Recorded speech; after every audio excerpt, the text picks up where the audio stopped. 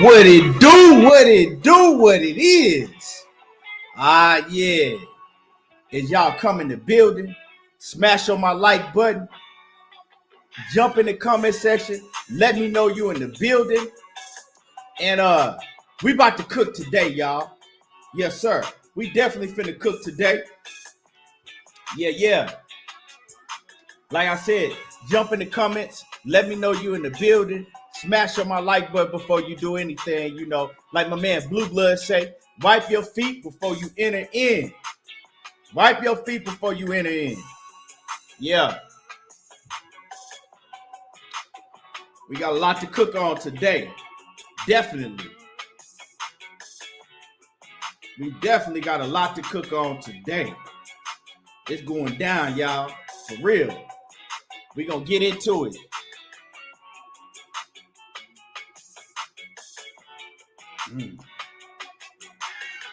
Yeah.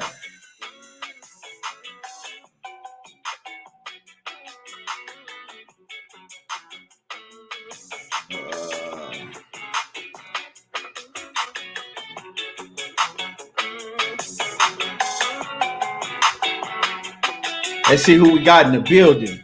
We want a quick second, y'all.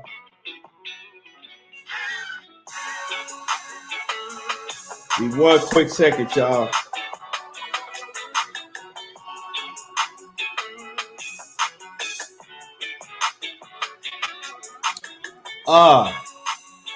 David the Real Thomas in the building. What's happening with it?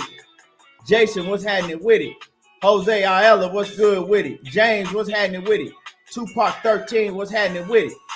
On the mic with Terrence Bailey Sr., what's happening? What's good with it? Anthony Johnson, what's happening with it? 817 Boxing Beat, what's good with it? Catman 785, what's good with it? Jared Smith, what's happening with it? Jay Chestnut, what's happening with it? Shabar Hall, what's good with it? Cali Fire, what's good with it? Michael Chavez, what's happening with it? Michael Chavez, my bad. But yeah. Let me see what y'all talking about in these comments. And y'all hit my like button.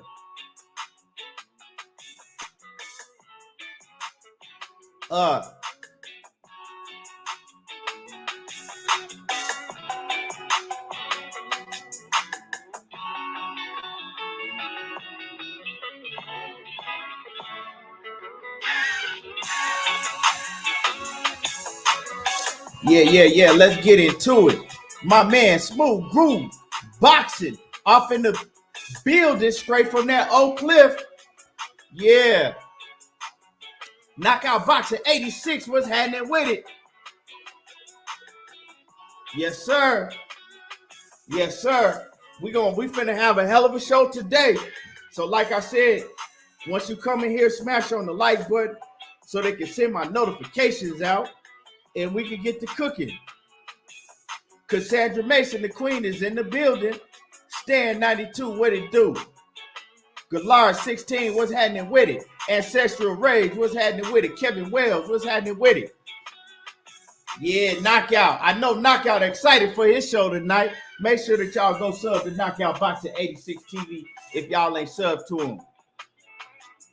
NBA D Nice, what's happening with it? Yeah. And like I said, we finna get into it today. We got some nice fights this weekend. You know what I'm saying? I can't wait to see my man Gary Antoine Russell and Victor Postal fight. I'm excited about that fight, y'all. Real talk. Jay Miller, what's happening with it? Yeah.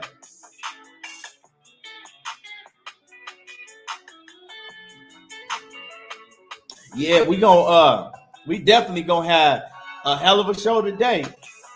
And I'm gonna drop some links, you know. So if y'all, you know, I know a lot of y'all got some shit to get off your chest. So you know what I'm saying? If you got some shit to get off your chest, I will be dropping the links later on, you know. And you know, let's talk about it. Let's talk about it. Yeah, Smooth Groove. I'm looking forward to see young Gary Antoine Russell go out here and put on the show. You dig? You dig? I'm looking forward to that. My man, W. Right Side in the building. And there you go, John Kramer in the building. What's happening with it? Picasso is in the building. Jelly Bean, what's happening with it? Yeah. Yeah, get it off your chest Fridays. I will be dropping the link. Yeah. And Gary Russell, hold on, y'all. Gary Antoine Russell, that is. And what's happening with it? Boxing matchups with Dwayne Freeman. Gary Antoine Russell said he's looking to make a statement.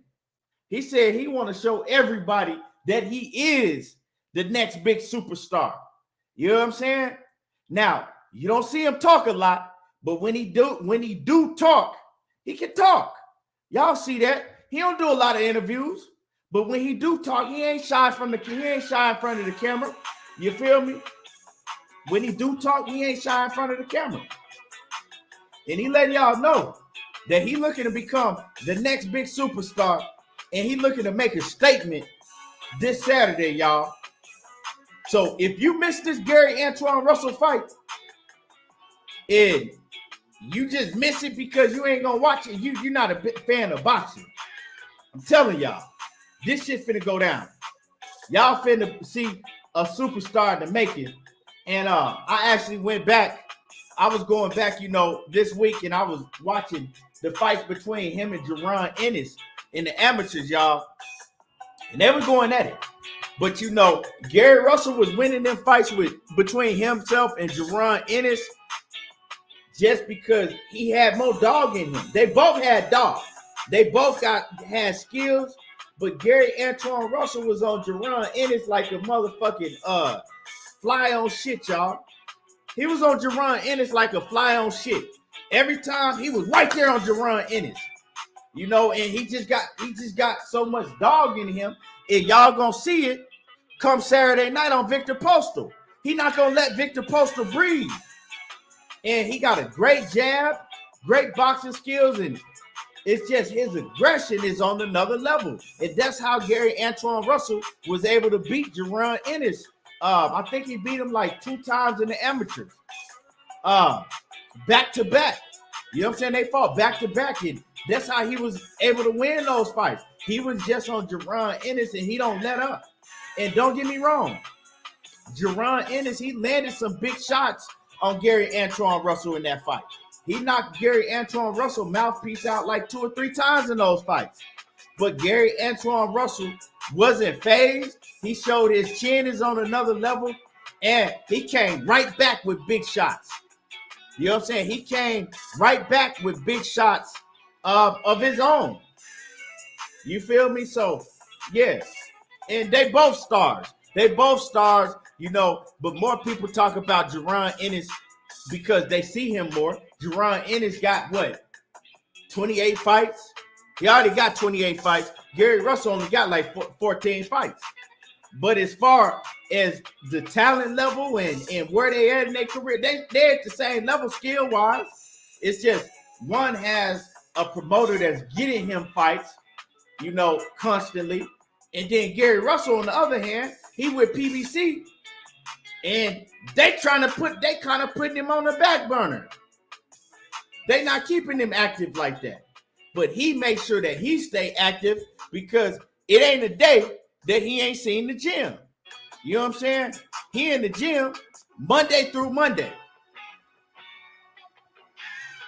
Mr. Steal Your Chin says Russell needs to get him out of there in round 7, 8, or 9, and we all good over here. Mr. Steal Your Chin said that he put in the bet that Russell gonna stop him in 7, 8, or 9. Man, it's crazy because I don't like to bet on rounds. I hardly bet on rounds, but every time I pick it, I'll make the pick in my head, and it always happens, and I'll be like, man, I should have bet on that shit. But I don't be liking to bet on the rounds. But yeah, y'all hit the like button. If you're just coming in the building, smash on the like button.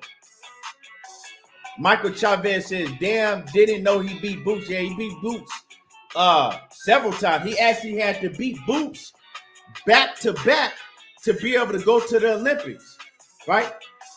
to make the Olympic team, to go to the Olympics, he had to beat Boots back to back.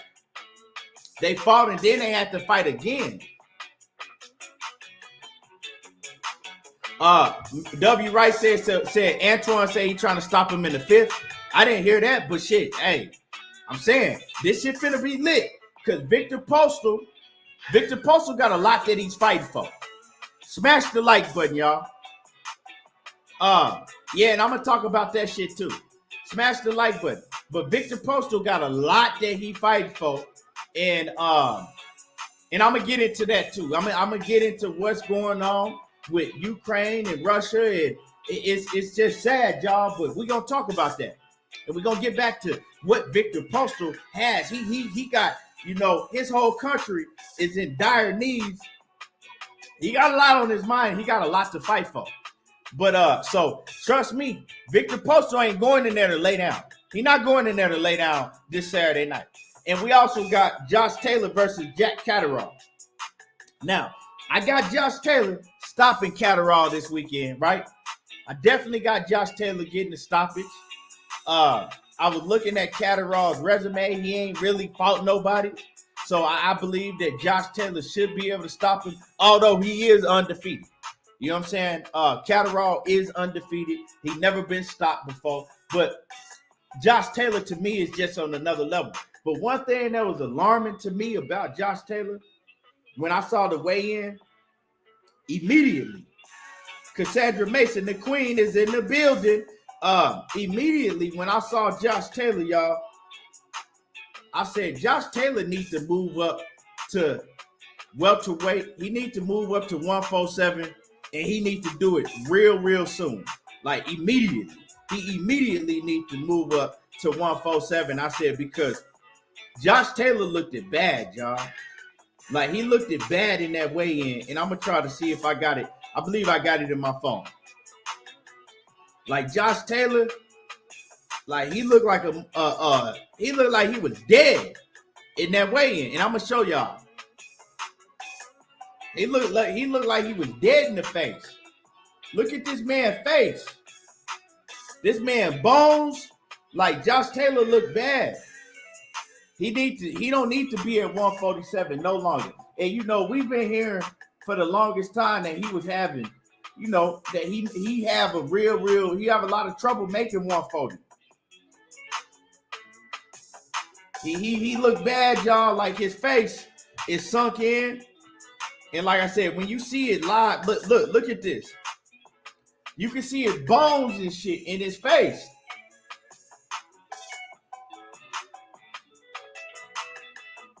You can tell Josh Taylor is really dehydrating himself to the max to make 140 pounds. And he's been talking about moving up to 147 for a couple years now.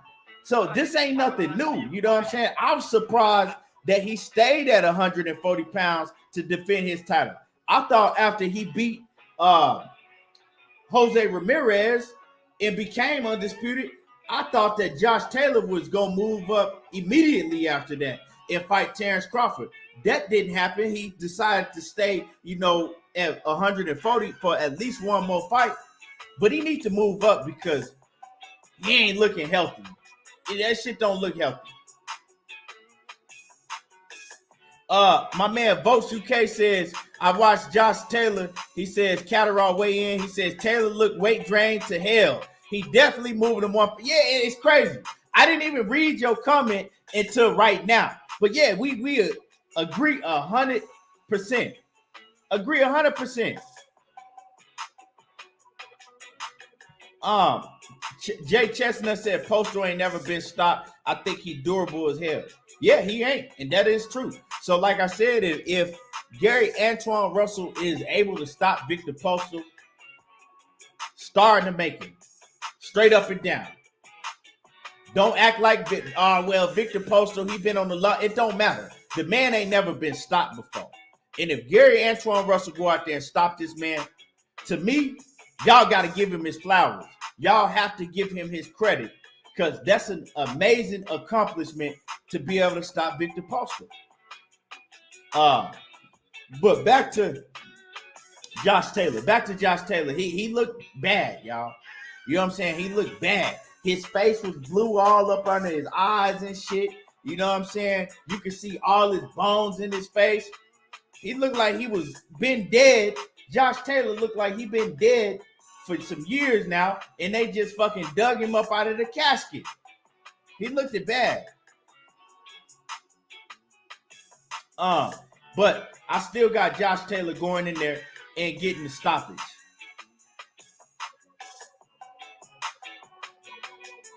Votes UK says, through looking at the weigh-in, I moved Catterall chances of winning, he says, to 15 to 20%. I still don't got him winning the fight. I still got it probably he got about a 10%, 5%, 10% chance of winning. But I understand what you're saying. Because when you see a dude look that weight drained, it is a red flag. It's a red flag. And y'all hit my like button. Whoever ain't hit the like button, hit my like button, y'all. Smash on the like button. Stan92 says, I always felt like the undisputed champ should defend at least once before moving up, but not at the cost of killing yourself and cutting weight. Yeah, and that's what it looked like is going down, is that he killed himself to, you know what I'm saying, to stay at 147 pounds to make this weight. Like, that shit looked bad, y'all. He looked worse. He actually looked worse than Kell Brook did when he fought Terrence Crawford. Because Kell Brook looked bad when he weighed in to fight Terrence Crawford. But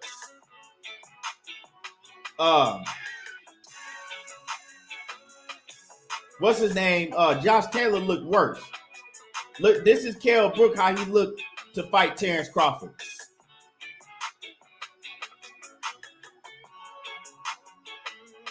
That's how he looked in the face. Dude looked like he was finna die under that goddamn mask. Hey, Kell Brook looked like he was finna die under that mask. That motherfucker, his whole body was depleted. He ain't look like that when he weighed in this last fight. Kell Brook was in some shape. Let me see if I got the weigh-in from his last fight so y'all can see the difference and shit. When somebody weigh in and they weight drain, and then when they made the weight, you know, more healthy. I ain't gonna say comfortably. I'm gonna say more healthy. I watch. Hold on. I'm gonna show y'all the comparison. No, I got it in here somewhere. Where's that? Where? Thought I had it in here.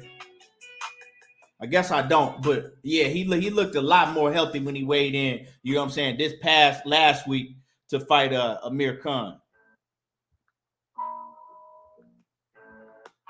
Yeah, it was a big difference.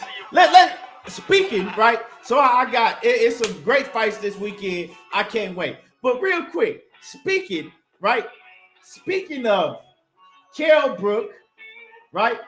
And Terrence Crawford, Errol Spence, right? I'm on Blue Blood Sports TV yesterday, right? And I'm chilling. I'm watching, you know what I'm saying? I'm watching Blue Blood cook. And I couldn't help but to notice that it was a whole bunch of Errol Spence haters, you know what I'm saying? What my man G5 Gabe called him, he called him goddamn Bud Crawford meat mushers in that bitch. And they talking about, oh yeah, the way that Kell Brook looked in his last fight, that proves that Kell Brook was a better version of himself when he fought Terrence Crawford than what he was when he fought Errol Spence. And they was all up in the chat, like, yeah. He proved what he looked like and how he fought Amir Khan, that he was a better version of himself when he fought Bud Crawford than what he was in 2017 when he fought Errol Spence. I said, what the fuck? I said, these motherfuckers is really retarded. Like, full-blown, drooling at the mouth retarded. Like, real talk. Make that shit make sense to me. How did a man that own trainer refused to train him because he said he only got 5 weeks to make the fight? I'm not training him. He on his own for this fight. A man that hadn't even fought at the weight class in 3.5 years, a man that has suffered 2 orbital bone breaks, almost 4 years later, a better version of himself than he was 4 years prior to that. I said, are they really? And they was really in the chat trying to argue the point. What the fuck does him beating and stopping Glass Jaw Amir Khan, right, it have to do anything with Errol Spence or Terrence Crawford? What does that fight have to do anything with Errol Spence or Terrence Crawford? Like, they really, I'm telling y'all, these Errol Spence haters, the BPC, the butt, and I got a video coming out, and y'all make sure after this live, I got a video coming out breaking down some new shit that they running around with. And y'all don't want to miss that shit. And I'm going to have a whole bunch of these motherfucking Bud Crawford meat bushers.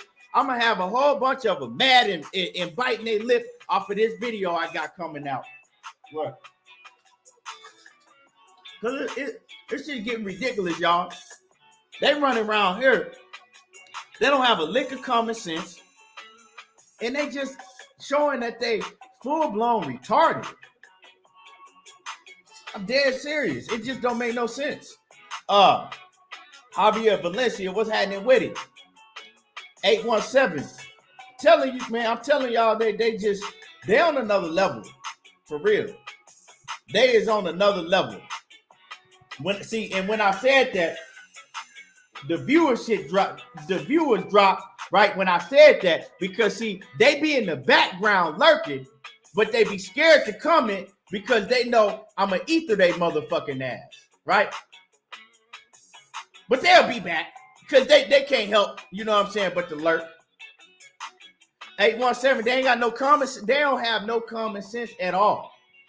And in this video that I'm gonna drop after this live, I'm gonna prove to y'all that they actually is full-blown retarded.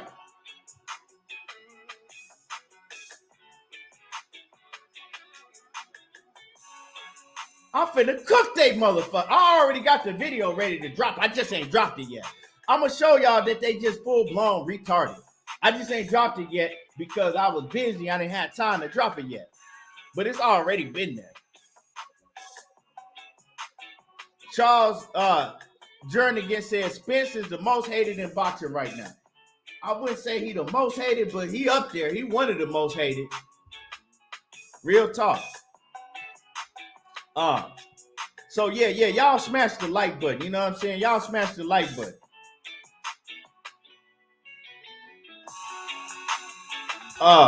Real talk. So now I wanna talk real quick before we, you know what I'm saying, before I start dropping the links in a little bit and getting, you know, into the main topics. I want to talk about, you know, what's going on in, you know, Russia and Ukraine. And it's bad over there, y'all. And a lot of y'all, I see a lot of y'all making memes and hee ha ha and laughing. And I'm gonna tell y'all, right? I'm gonna tell y'all. Some of y'all need to get some motherfucking fat on your brains. Because y'all making memes and laughing and shit. But y'all don't understand. This shit is finna affect us a lot more than y'all think it is. Y'all laughing because y'all think it's just over there in Ukraine and Russia and it ain't got nothing to do with us. So we can laugh and make memes and shit. Some of y'all motherfuckers is just plain out ignorant, for real. Disrespectful and ignorant. Just straight up. Because this shit is about to affect all of us. It's about to affect you, me, your family if you got some, your kids if you got some, your mama, your daddy. And y'all motherfuckers is around here making memes and thinking this shit is funny. Ain't shit funny. It's not nothing funny about the situation. And really, it make me feel sad that some of my black people are so ignorant, right? It make me feel some type of way that some of my black people are so fucking ignorant Y'all ignorant. All y'all caring about is making retarded ass memes, laughing and shit, because all y'all know is boxing. Your brains don't go further than just being ignorant on the fucking internet. It's more to life than the fucking YouTube. You know what I'm saying? And I feel some type of way about y'all. You know what I'm saying? Y'all running around here think everything is fucking funny until the shit is on your doorstep, right? And you not prepared to deal with it because you running around here acting like a fucking total idiot on the goddamn internet all the time. Quit acting like a fucking idiot on the internet and put some meat on your brain. And get to learning about what's going on and stop thinking this shit ain't gonna affect you. And stop laughing at other people that's going through shit, because when it hits your doorstep, and it is, it's gonna be right here and it's gonna hit our doorstep. Instead of fucking being ignorant on the internet, put some fat on your brain and prepare for what's finna go down. You feel me? And so, you know, with that being said, we see Vladimir Klitschko, we see, you know, Vitaly Klitschko, we see Usyk. They all done went over there, you know, to Ukraine and you know, hey, they finna be on the front line, y'all. They finna be on the front line.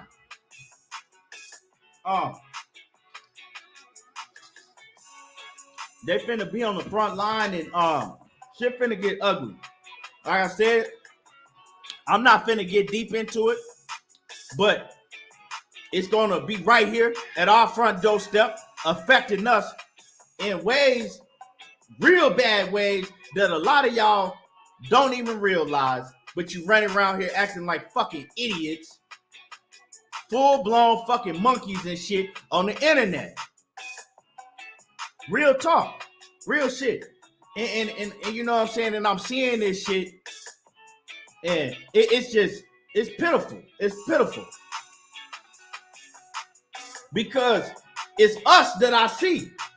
It's only, I don't know, you know what I'm saying, what other races, but I'm talking about my black people. Y'all the only ones that I see running around making jokes and memes and thinking this shit is funny. Ain't shit funny about the situation, for real. And if you feel some type of way about what I'm saying, I said what I said and I mean what I'm saying. Real talk.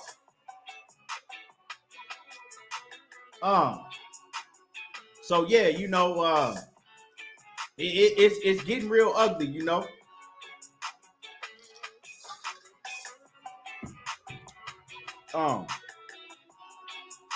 Getting real ugly, y'all. So, you know, hey, it is what it is. What's happening with it? Batman, what's good with it? What's happening with it, Batman? And Bat, like I said, if you want to cook, I'm finna cook. You know, I'm finna drop the links and shit in a little bit so we can get to cooking. Charles Jernigan says, Usyk and the Klitschko's suiting up, salute them.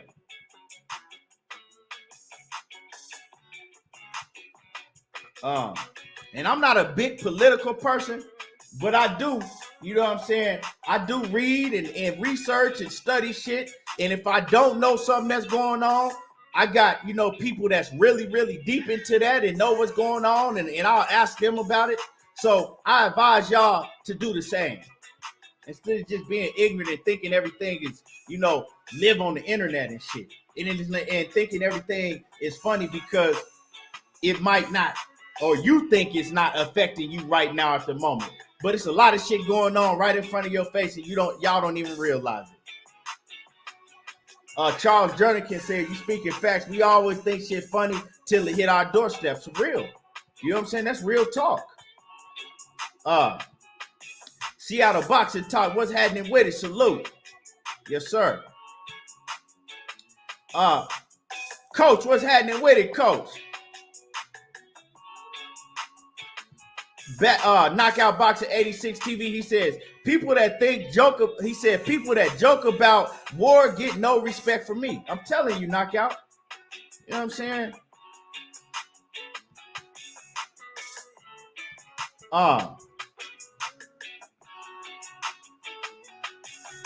Ben says you should know Ukraine is full of Nazis. What does that got to do with anything I'm talking about right now? You know what I'm saying? I don't understand what that got to do with anything. I don't give a fuck if the whole country is full of Nazis.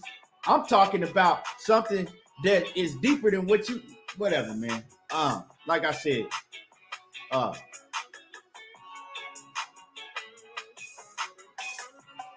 Jay Miller said the Russian troops are marching on their capital as we speak. I said this shit is finna be right at our doorsteps, and a lot of y'all don't realize that shit. You feel me? This shit finna be right at your doorstep, and you don't even realize that shit. But anyway, you know, move along, cause I really feel some type of way about, you know, when I see ignorance and shit, and people making fun and think that everything is just fucking games and funny and shit, you know. But moving along. And y'all hit the like button. If y'all ain't hit the like button, smash on my like button. If you ain't hit my like button yet, smash on the like button. You feel me?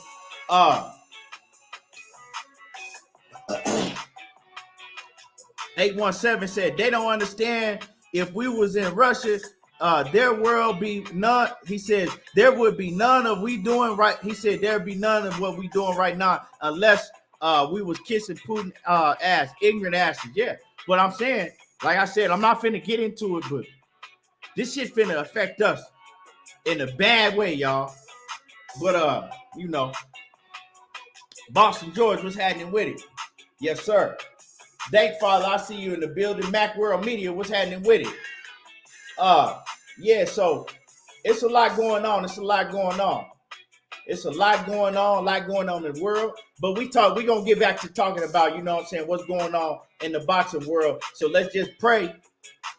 Just pray for those, you know, that's out there, you know, in it. That's out there in the middle of this shit, because you're gonna have to pray for your family and my family and everybody real soon, because it's gonna affect all of us, like I told y'all. Stay ready, Boxing TV. What's happening with it? Stay ready. Salute.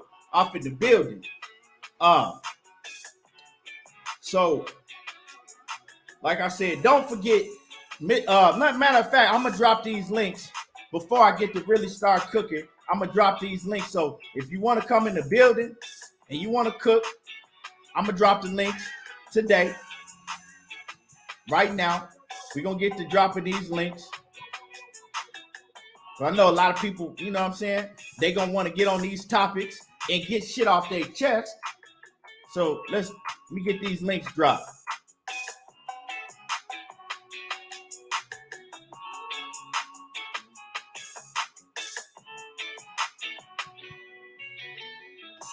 KQKC Boxing Network, what's happening with it, KQ? Salute to the OG. Y'all already know the sub to KQKC Boxing Network. Yes, sir.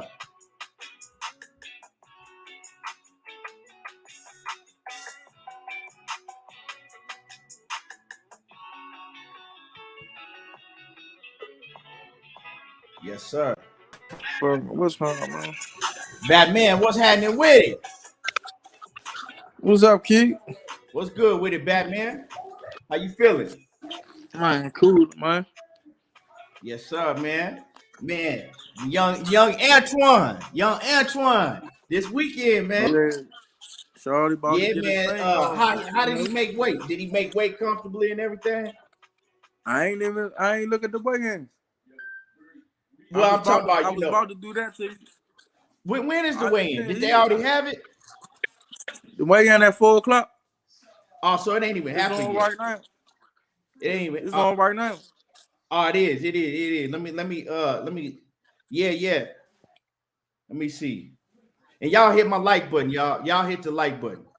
Yeah, Bat. But man, he ready. He said he want to make a statement, Bat. Yeah, he said he want to make a statement and show everybody that he you know what I'm saying, he a superstar. Like he said, he want to run through the whole 140 division. Yeah, man. Whoever in his way to get to his destiny, he try and run through. Oh yeah, we got Chris Colbert fighting this weekend too, y'all. I forgot about Chris Colbert. Forgot about primetime B-Hop. B-Hop, he talking he the main event. Yeah, he talking that shit too. B-Hop talking that shit. You know what I'm saying? I ain't gonna lie. I don't really fuck with B-Hop, but I like his attitude and I like his confidence about himself. You know what I'm saying? I like his confidence because he got all the confidence in the world. You know what I'm saying? He talked that shit. And yeah, man. So he fighting this weekend. So it's going up, man. It's going up this weekend. Like I said, I'm real excited about this Victor Postol. What's your predictions? What you see happening? Man, if Victor Postol let the boy get in his wheelhouse, man, I got it going to 7 or 8. It depends on. I mean, when I look at Victor Postol, he ain't got no inside game. So if he ain't got no inside game and Antoine get to running 3 to 4 punches off at a time and keep touching him with the shit, I think he's gonna quit if he don't get knocked out. Yeah, I like I said, but before you hopped on here, I was watching. Like I went back to watch the amateur fights between him and Boots. And the thing is just Boots got a lot of dog in him. But Gary, what I saw is Antoine, he just had more dog in him, bro. And that's what won the fight. Because skill-wise, they was back and forth, neck and neck. You know what I'm saying? It wasn't no big gap between Antoine and Boots skill-wise.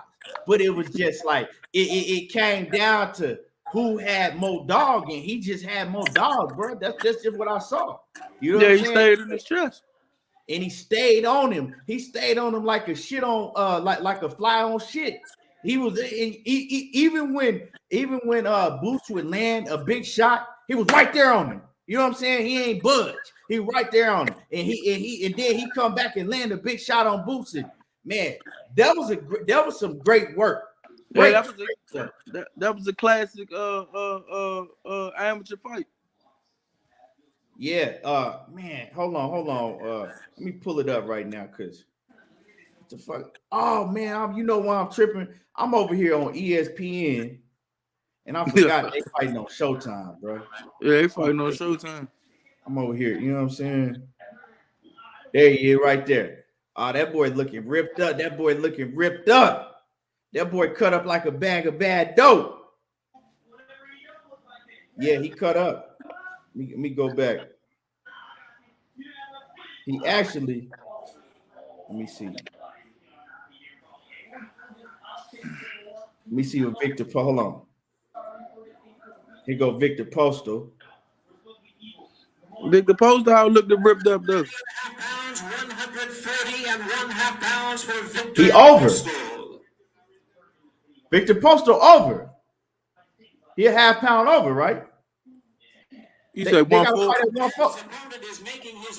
140 and a half. Victor Postol was. Yeah, he over half a pound. Yeah, he got to drop that half pound. Let's see. Here go. I had to run it back a little bit. Let's see. Here go Antoine. All 14 wins coming by way of knockout. Here's Gary Antoine Russell. Antoine looking better than he did in the Santiago fight, dog. His body looked way different than it did in that Santiago fight, bro. This nigga, hey, Antoine finna do he finna do something bad to this boy. He wasn't looking like that in the Santiago fight. He wasn't looking that cut up in the Santiago fight. That boy been training. Yeah, man. I see a big one. Huh? Once he got the news, he was fighting Victor Postol. He started going hard. When did he get that news? He got the news like right after Gary was fighting, probably that week. Gary was going into the fight. So he ain't even had the news that long, huh? So he must have already. I said he ain't even had that news. He ain't even because Gary just fought what about 3 weeks ago. Yeah, probably like he been training, but he been in the gym, but he been training hard for that fight for like probably like 5 weeks. Like the week Gary was going into the Wisconsin, about to go into a Wisconsin fight. Victor Poster way taller like than Antoine. Yeah, Victor Poster, I thought Victor Poster like 6 foot. Nah, he 5'10".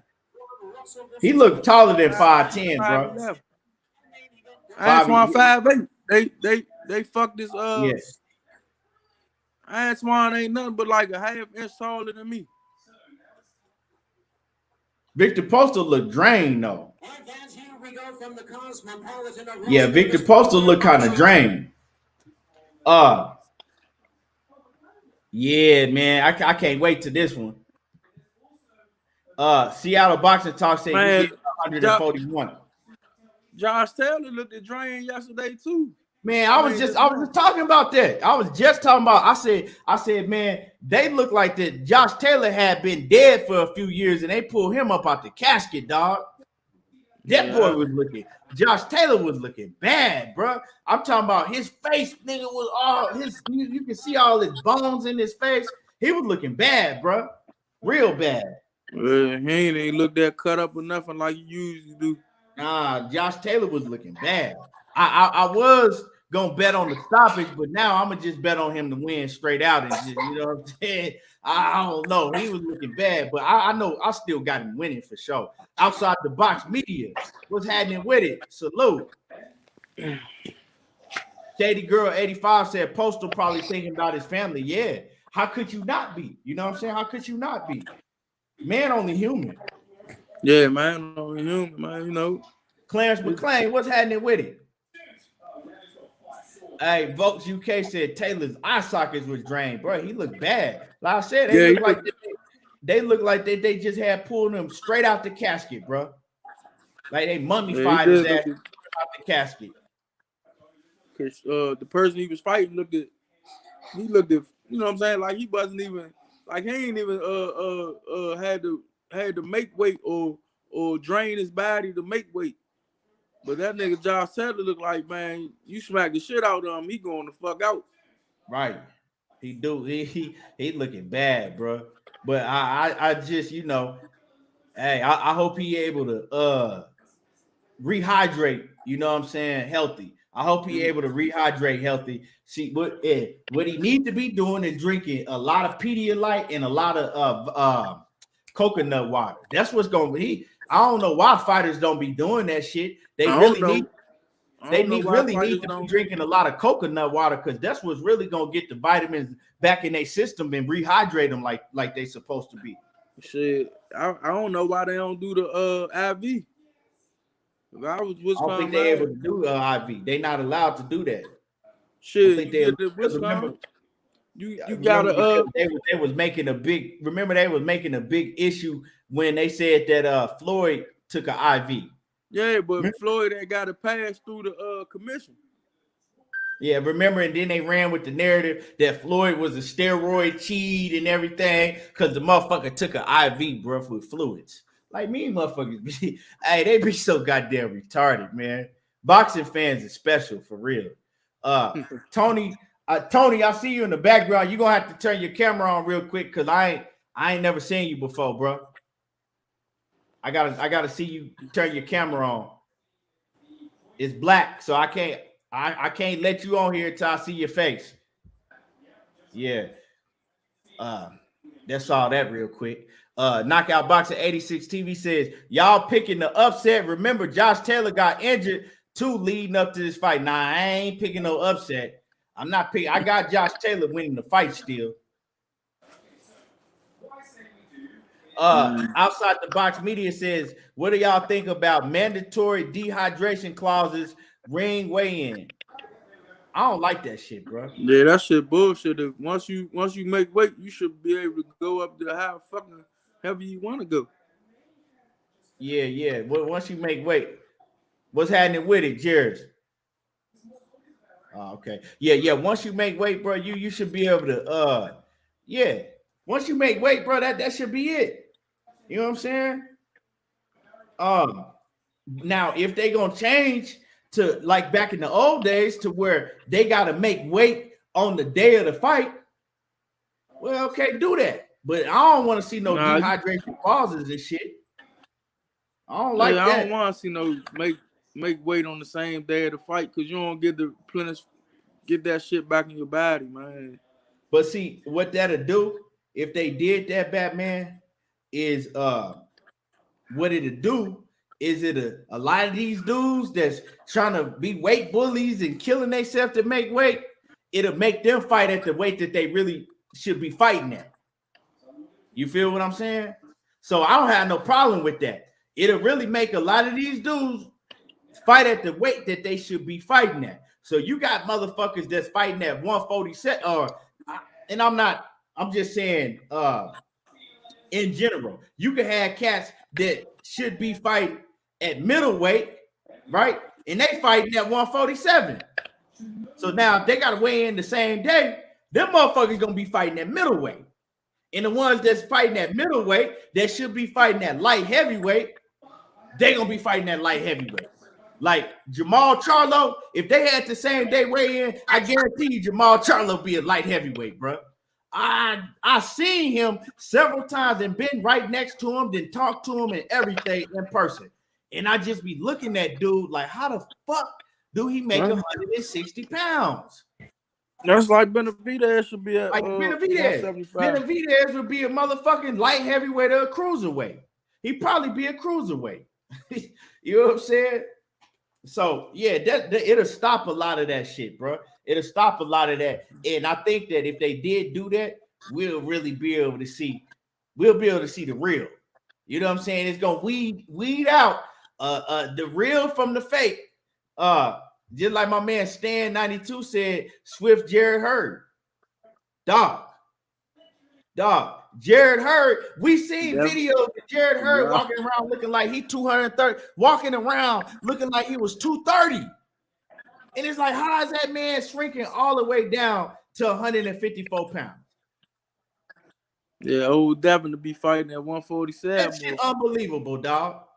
His ass definitely, and like I said, it is a lot of these fighters wouldn't even make it.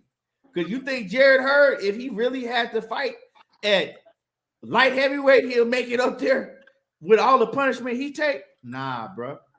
So it changed the game a lot.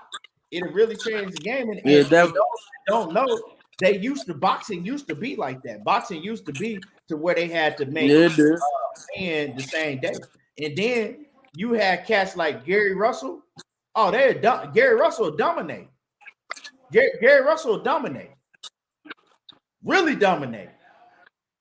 Because look how small he is, and then look at the size of the fighters, a lot of the fighters that he get in the ring with. You know what I'm saying? Like, he will really dominate. They way What's bigger going on with it? Hey guys, what's up? What's going on with it, man? Hey, you could could I actually? You can turn your camera off now. I just have to see. Yeah, I just had to see you. Honestly, I agree with you guys. I'm a big Virgil fan, specifically Virgil Ortiz, and I've noticed it's not. I'm not saying he's said it himself that he's struggling to make weight, but when I look at him, he looks like he's a natural. A natural. You cut out. A what? You probably say he look like you're a natural middleweight because Virgil do look like you're a middleweight. Yeah, Virgil big dude, walking around big kid. Like, hello? Yeah, no, and no, he looks like a natural super middleweight.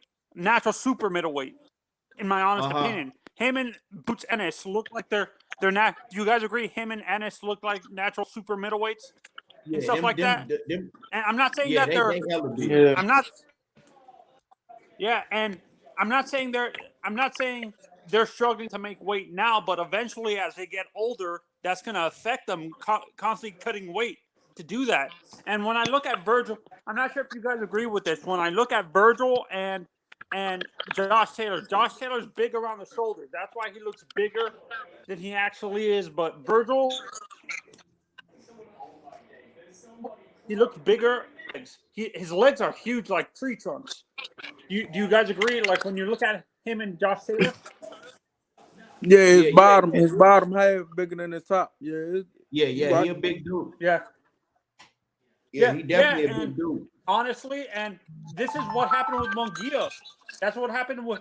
Did you guys see the Munguia fight? The weigh-ins. It looked like he was draining himself to make 160. Yeah, he passed out. He almost passed out.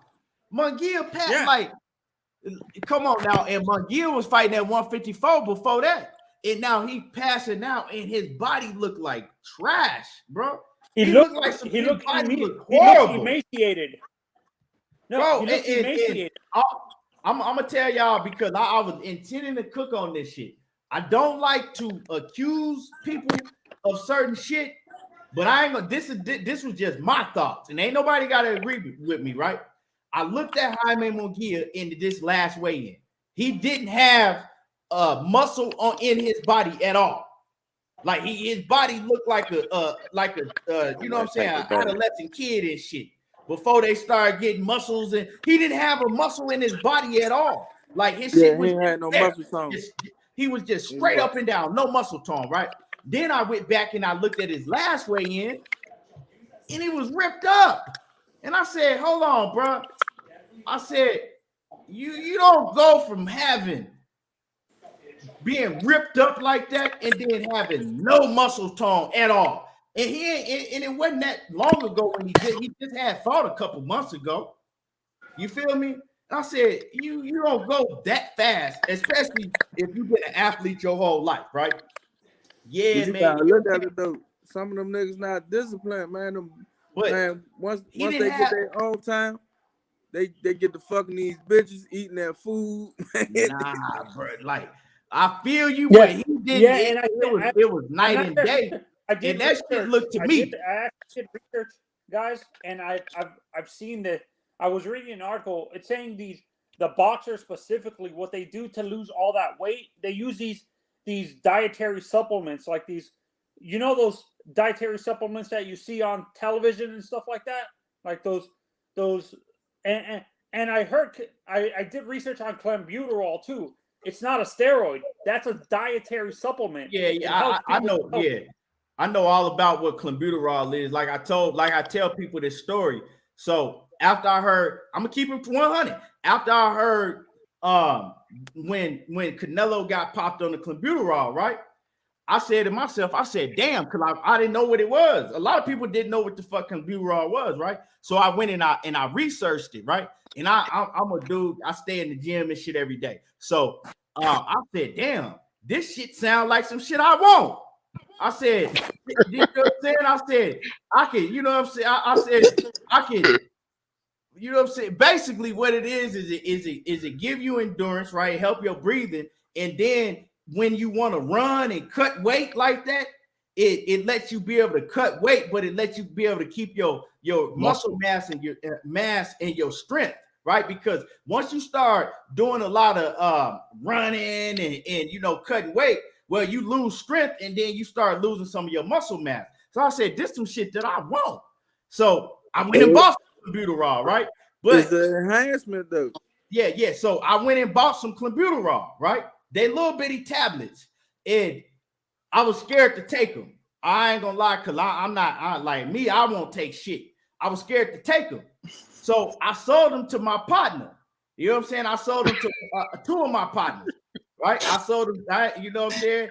And so one of my partners, don't sell the homie, man. Go back to the homie. I sold him to the homie because my homie, he a big Canelo fan, and I was like, hey, bro.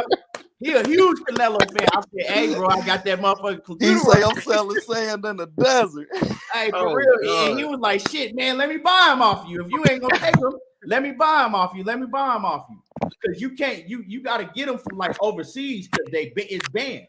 And so I said, hey, fuck it, I'll sell them to you. So I sold them to two of my homies. One of my homies took them. Right, he was working out with the shit in the gym, and my other homie, he never took it because the motherfucker never got in the gym. You know what I'm saying? So he just, I don't know what he did with it. He never took them.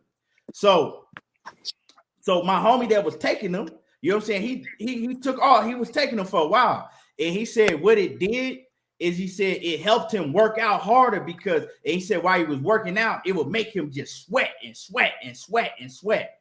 And yeah, he said he was able to work out longer. You know what I'm saying? The workouts got easier and shit because it gave him a lot of endurance while he was working out. But he said he was just pouring with sweat. And, you know, so that, and that's a true story, you know, shit. That, and yeah, that's what it was. So anyway, what I think about Jaime Munguia, y'all, right? From looking at his body from the past and then looking at him at this way in, how he passed out and all that shit, and he did not have one muscle tone in his whole body.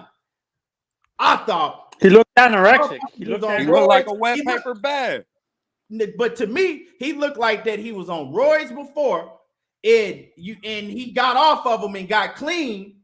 And now, because I know cats personally that took roids, that was on roids, right? That was on steroids. And I'm not, like I said, I can't put this on Jaime Munguia, but I'm just saying the first thing that came to my mind. And cats that took roids, and then when they get off of them for a while, you see a night and day appearance. They don't look the same at all. Look at Dillian White. Look how he looked. Look how Dillian White looked, right? Look how Dillian White looked before he got popped. And then look like when he came back after he got popped and they lost that B sample. Look how he looked in his fights after that. The motherfucker was I'm use someone else.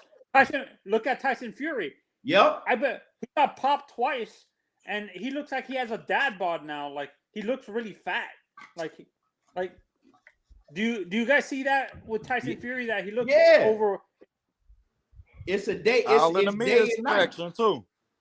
It's day and night. So when your body make a drastic change, like I said, from somebody that been in the gym, and I didn't took long layoffs. Yeah, your shit gonna get soggy, but your body is not gonna fucking change like you ain't never lifted a weight in your life. You know what I'm saying? You still gonna have some definition and shit. So overall, do y'all feel like a rehydration clause would hurt the sport or help it? Actually, it would hurt it. It would hurt to do that. Yeah, I don't like that. The rehydration. Honestly, I'm not just blaming Floyd with this, but he's not the main culprit of that. I bet you Oscar did that too, but the boxing world covered it up. I bet you Oscar made his fighters rehydrate before they fought him and stuff like that. So honestly, Bernard Hopkins did too. Yeah, no, that's what I'm saying. The rehydration clause actually forces kids to be at a weight that they're not natural at and stuff like that. Because when you look at Shakur Stevens, look at Shakur. Is he really a 130 to you guys? When you look at him, is he a natural 130? Well, of course not. Yeah. Well, Shakur. So let me speak on this real quick. So Shakur, like I said, seeing Shakur throughout when he first turned pro, like talking to Shakur, you know, being next to Shakur. Shakur in these past like 2 years, he's grown into his man body. Like Shakur's body is way different than it was before when he was at 126. And then we seen that he moved up to 130. And now that he's been at 130 for a couple fights, his body continues to grow. Now you see, and man, I was telling Batman this. You know what I'm saying? I was telling Batman a couple weeks ago that Shakur's body is night and day from what it used to be. You know what I'm saying? Shakur, he used to be like kind of had like Olympic a Shakur frame, right? He had a slimmer frame. Now, if you look at his legs is way bigger. His body is way wider. He's now Shakur is a big 130 pounder. You know what I'm saying? Before he was just a regular size 126 pounder. Now he's big for his weight. Shakur big for that weight class. He is. Yeah. I know. I just seen it not too long ago. For me, Shakur, I'm not saying he needs to go up to that weight, but he's a 147. He's 147. Well, that's where he gonna end up at. I don't think he go over 147 in his career. You don't think he goes to 154? Mm-mm. I mean, he 5'8". Yeah. he can go there, but man, Yeah. right now, I wouldn't take him up there right now. He's not Yeah, strong not enough. looking at No, now not Devin right now. Haney. You look at Devin Haney body, and you look at Devin Haney body, and you will say Devin can make it up to 154. Devin got a different muscle tone up top, so you know Devin is big. Shakur's more wide and stocky. You know what I'm saying? Shakur more. What's happening with it? Money Brown. What's happening with it? What it do? Yeah, money. We finna get to cooking. Like I said, the link up there. If you want to grab the money. link, hop on too. But my problem is the Erickson Lubins and the Sebastian Fundoras. Yeah. And how you 6'2" at 154? Erickson Lubin is ridiculously big. Like I said, I don't know if y'all was watching when I put that picture up of Erickson Lubin. Like, dude is ridiculously big. Well, I seen fighting at 154 pounds. Sebastian Fundora looks like he's a heavyweight, like honest. But there's some guys just because they're tall. He looks really like. If you look at Sebastian Fundora, he has the same body type as like Tommy Hearns, where Tommy, even though he was tall, he was really skinny. Did you guys ever see pictures of Tommy Hearns? How even though he was really like he's 6'2", but he was really skinny in the middle, like in the middle of his body. He wasn't like really jacked. I agree with that.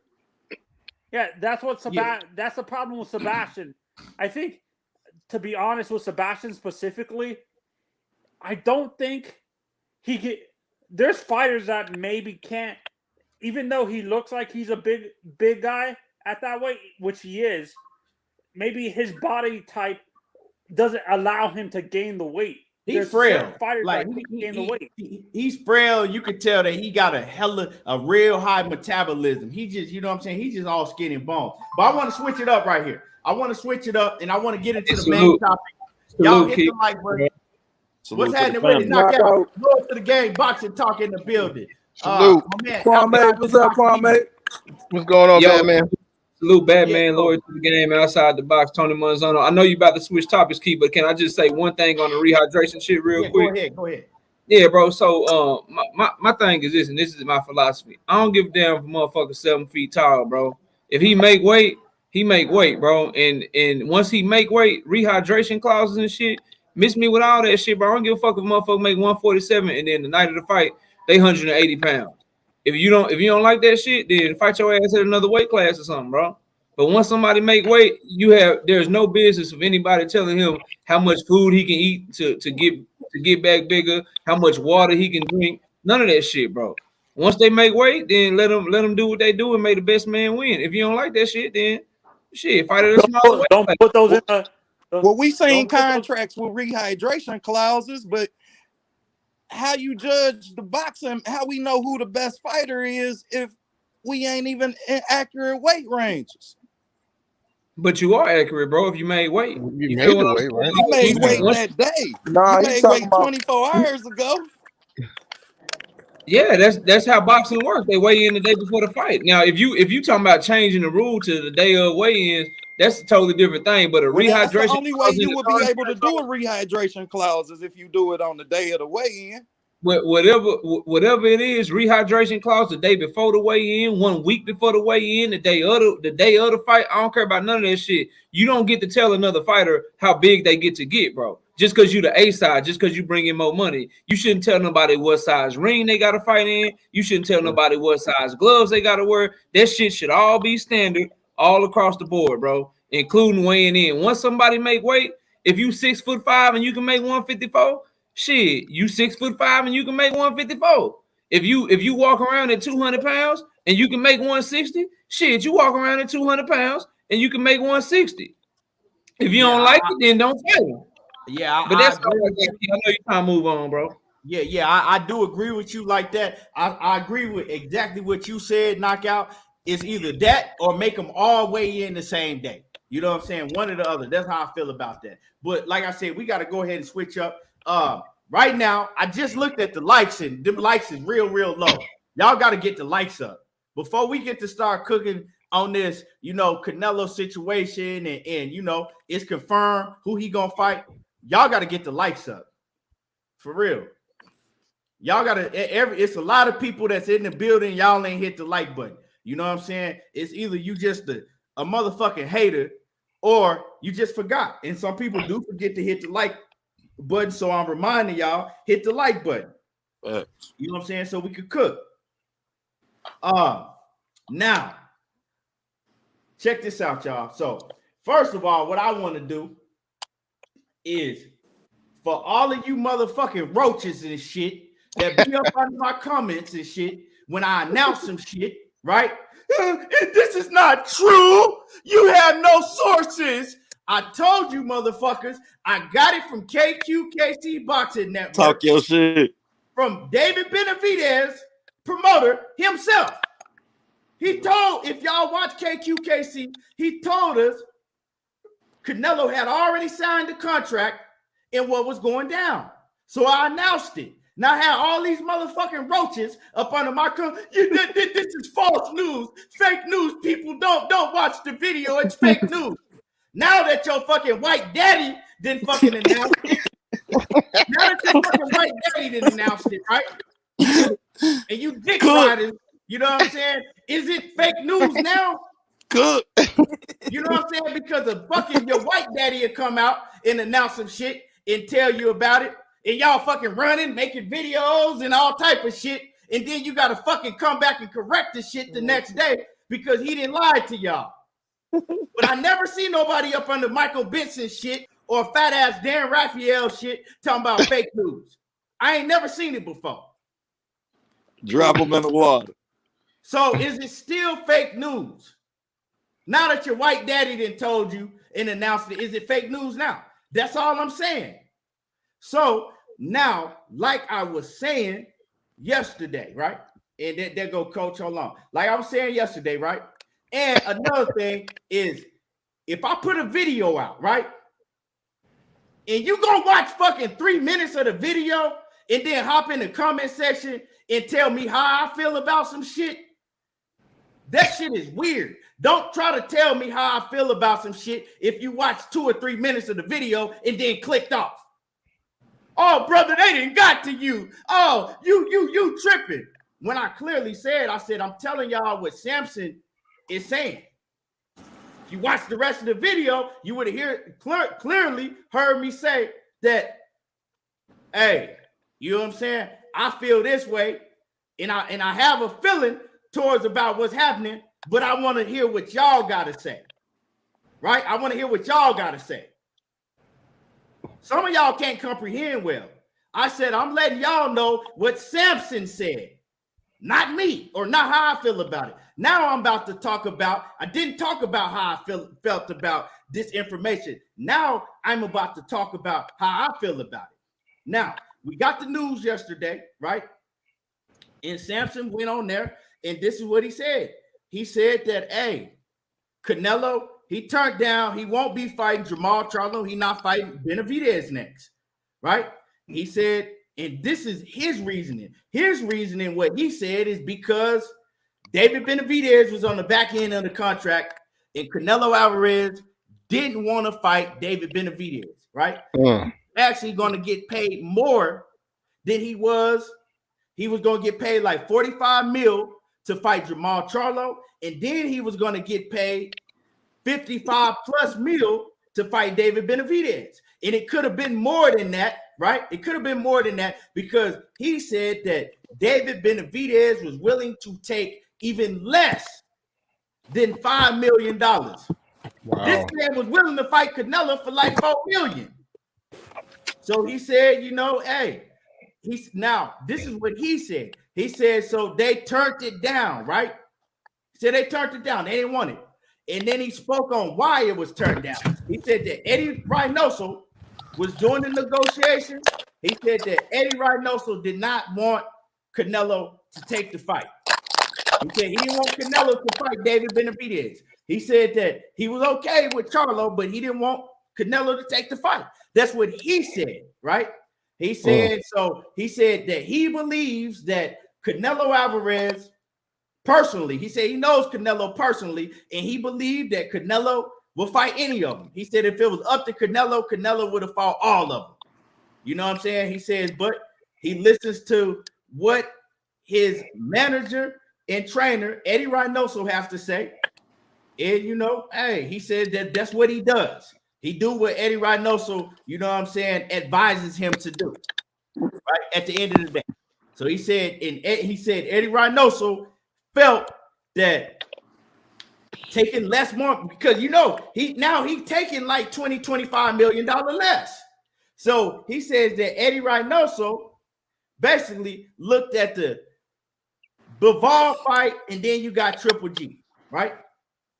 He said he looked at those fights as a much lower risk than going in there fighting David Benavidez, right? So he said that he looked at David Benavidez and Jermall Charlo maybe as fights that they could get a lot of money, but they possibly could lose one of those fights. He says that they was looking at Bivol and Triple G, and especially with Triple G on there, they looked at Triple G as basically an easy payday.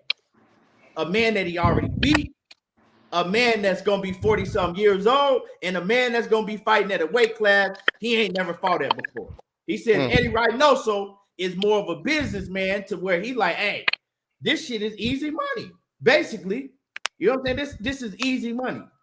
You know what I'm saying? So we can either take 2 hard fights and get paid a lot, or we can still get paid a lot, but we gonna get $20-some million less, and we can take these fights and we look at these fights as guaranteed wins, right?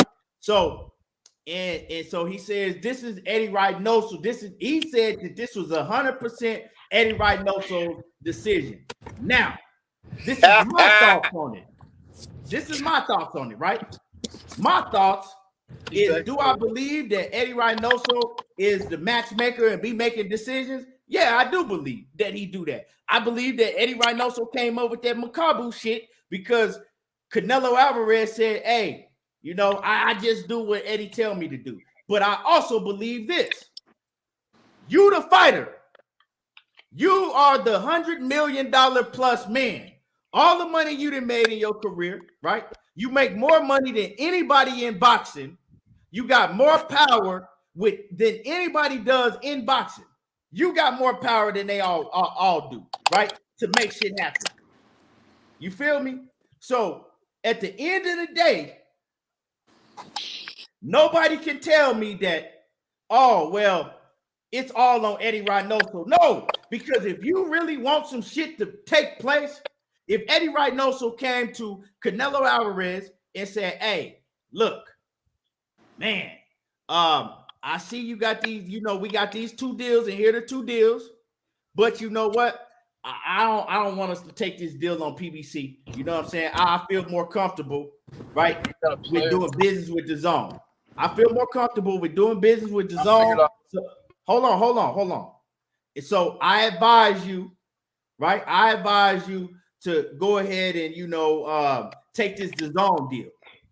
If Canelo Alvarez himself, if he looking at Jermall Charlo and David Benavidez, and he actually wants to fight them, he has the ultimate say so. He's not no fucking rinky-dink fighter that's just on the come up and gotta listen and do whatever his promoter or team he's not on that level. He's above that level. So he can easily say, look, nah, you know what?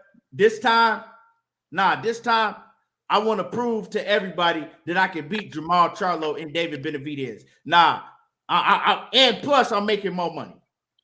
So you cannot tell me that, oh, it was all on Eddie Rynso. No, Eddie, I don't give a goddamn. Ain't nobody finna cheat me out of 25 mil.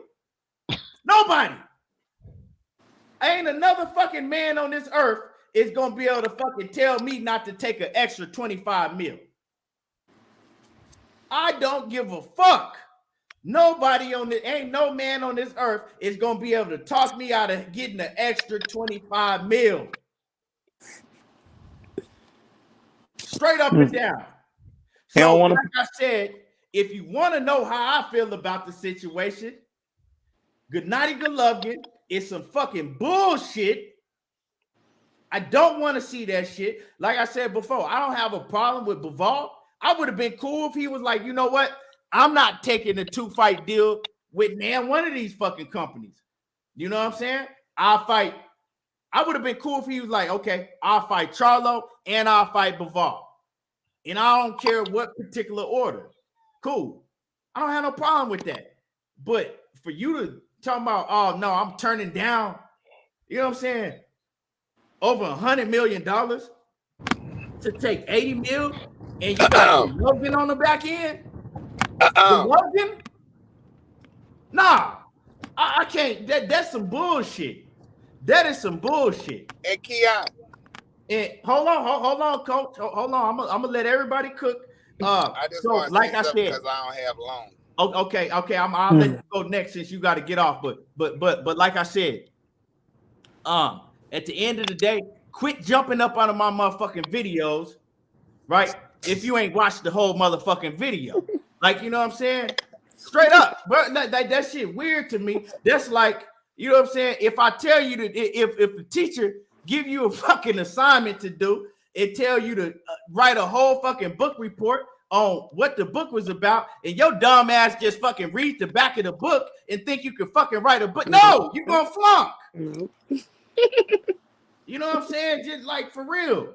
But anyway, coach, I'm gonna let you cook real quick because I know you said that you gotta go, and then I'm gonna go around. I'm gonna go around and let the rest of the brothers cook. So that's what I gotta say about that. Well, you know, the networks are smartening up a little bit. They making Canelo sign 2-fight deals instead of that 1 fight and then just leaving them high and dry. I understand that part. But y'all gonna listen to me one day when I tell y'all there's a reason why he don't want to fuck with David Benavidez. Y'all gonna understand sooner or later. And if he ever get in that ring, y'all gonna understand. I done told y'all. There's a reason why Eddie Rynso, it's a bad matchup for Canelo, and he gonna get fucked up. I'm telling y'all, and mark my words on this date. That's a reason why Eddie Rynso don't want that fight with David Benavidez. Too large, throw too many punches very hard. Canelo got a way shorter reach, and he don't give you a break. And Canelo needs breaks in between during the rounds. That's the problem. I said it. That's all I got to say. I'm gonna listen to y'all cook, but there's a reason he gonna give up $20 fucking million. Because he fucking ducking, because he's scared of that motherfucker. And y'all can say whatever y'all want. There's a reason why he giving up $20 million to go fuck with Triple G, knowing that people don't give a shit. It's just like water. The path of least resistance, that's the way Canelo been doing, and that's what he always gonna do. That's why I don't have respect for him. But y'all love that motherfucker. I told y'all, path of least resistance. That's what Canelo, that's his MO, and that's what he do. I don't give a fuck what fans of Canelo on this motherfucker. I don't care. I call it like I see it. He's not a fucking throwback fighter, and that's why I don't respect him. Goodbye, brothers. Coach, I got a question for let me read this super chat. My man, who's Israel in that super chat? Appreciate you. He said, "Peace, gods and goddesses." I appreciate you. All right, coach. Hey, coach, if Boo Boo Andrade a part of the 2-fight deal instead of Triple G, do you support it then? Coach out. Oh shit. But Boo okay, Andrade, well, my question for the panel: if it's Boo Boo, there he is. If it's Boo Boo Andrade instead of Triple G on the back end of the fight deal, do you have a problem with that proposal? Yeah, I got a problem with it. What's the problem, coach? My problem with it, now, do Boo Boo deserve that fight? Yes, he does. But nobody deserves to fight Canelo more than David Benavidez. Nobody. Nah, Boo Boo Andrade deserves more than anybody. But you know Canelo ducked Boo Boo when he only needed Boo Boo's strap to unify at 154. He ducked him. He ducked him. Absolutely. But the shit that WBC did to Benavidez, That shit I'm was gonna say this. horrible. I'm gonna say this to y'all real quick. See, I gotta that's take. why I don't have respect. Coach. Check this out, y'all. I gotta take a phone call real quick. So y'all cook and then pass it, and I'll be back in a minute. You know what I'm saying? We got you. That's why, because of what the WBC did. They should have never threw that belt up in there.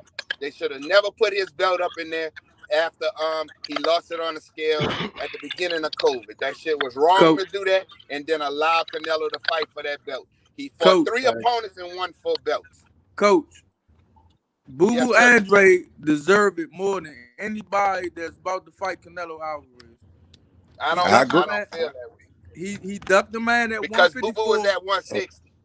He ducked the man at 160. Until he fight at 160. At 162. He got a 168 fight. Hold on, Coach. Benavidez is a bona fide 168 fighter. Coach, he ducked him at 154. Yes, sir. Wait, he ducked him at 154. Waited till he left 154 and fought Liam Smith for his title. He goes up to 160. Boo Boo gets. I understand that, but to me, the biggest threat to Canelo is David Benavidez. He's the biggest threat. Well, we gotta call both sides. We gotta call both sides of the coin. But I guess the difference is, Coach, one could say the threat. Let me just get this on. I'm just, go ahead, Coach. I guess, Coach. I guess what Batman is saying, that what the difference is, what you're saying is, Benavidez is the biggest threat, but he's saying that Boo Boo deserves the fight more than anybody. You know what I'm saying? And I can kind of agree with you. I can kind of agree with that. Because of the history of being so long. Yeah, I can kind of agree with that on that part. Because it started at 154. Right, but you see, the thing that got me was it didn't stop Boo Boo from winning a title. You know what I'm saying? He still had his title, and he just never got the opportunity to unify with Canelo at 154 and at 160. But the thing I'm saying is, I'm so fucking pissed off with the governing bodies, you know, as far as the WBC, that the way they did that kid, that was horrible. Especially when, you know, you select fighters who you select fighters who they could do wrong shit, but you don't take their title away from them. Right. You know what I'm saying? A la Oscar Valdez. You know what I'm saying? So you don't do shit consistent. That's my whole point. Right. Now, as far as Boo Boo having the most history, I think and from that point, yeah, but we haven't seen Boo Boo at 168 yet. You know what I'm saying? Now, well, and we can't go out scrap after they fight their next 2 fights, and he beat David Benavidez. Absolutely, he deserves it. Well, we can't forget David been stripped twice too. David done lost his title on the scale and on the coat. And on his nose, right? so he done. Yeah, I mean, one could say that David ain't dedicated enough to deserve that fight. Mm-hmm. Hey man, he was a young kid and he learned his lesson, bro. Hopefully, you know what I'm saying? Yeah, I agree. I'm a big David fan. See that those words, when people use those words, deserve the fight, that means I'm on a duck. That's what that means. Well, we can't have 100 million and you don't make weight. Fieldhand didn't deserve the fucking fight. I agree. Definitely ain't deserve the fight, but you know, I mean, like they said, David messed up. Where's those? Yeah, he messed up, but so have a lot of them. Fucking Canelo got busted with clenbuterol, and the motherfucker was gone for 6 months, and immediately fought for the title again. Yeah, but Boo Boo Andre never messed up. And no, he never messed up. He messed up signing with fucked up people. That's how he messed up. Yeah, and he messed not up. Fucking speaking his mind. He was on the same street with Canelo for like a good 4 years. Right. I mean, but even with Andre, this is what I'm saying. He ain't got the Benavidez ain't got the best supposed to be face of boxing shitting on his skill set. He shit on Boo Boo Andre's skill set, scared to fight him in 2 weight divisions. He could have been. Everybody praising him right now for being undisputed, but he could have been undisputed at 160. He had to go through one motherfucker. See the mentalities of Boo Boo. The mentality of Boo Boo outside the ring is not where it should be. And when I say that meaning this. When he had Chris Mannix under the gun, right?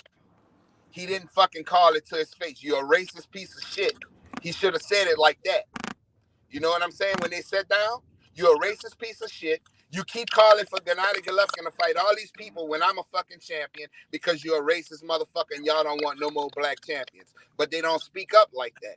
Well, if we go back, well, Demetrius Andrade got some knocks too because when Canelo fought Lar the first time, Boo Boo was supposed to fight Lar before that, and he said he was a born fighter and he didn't want to fight.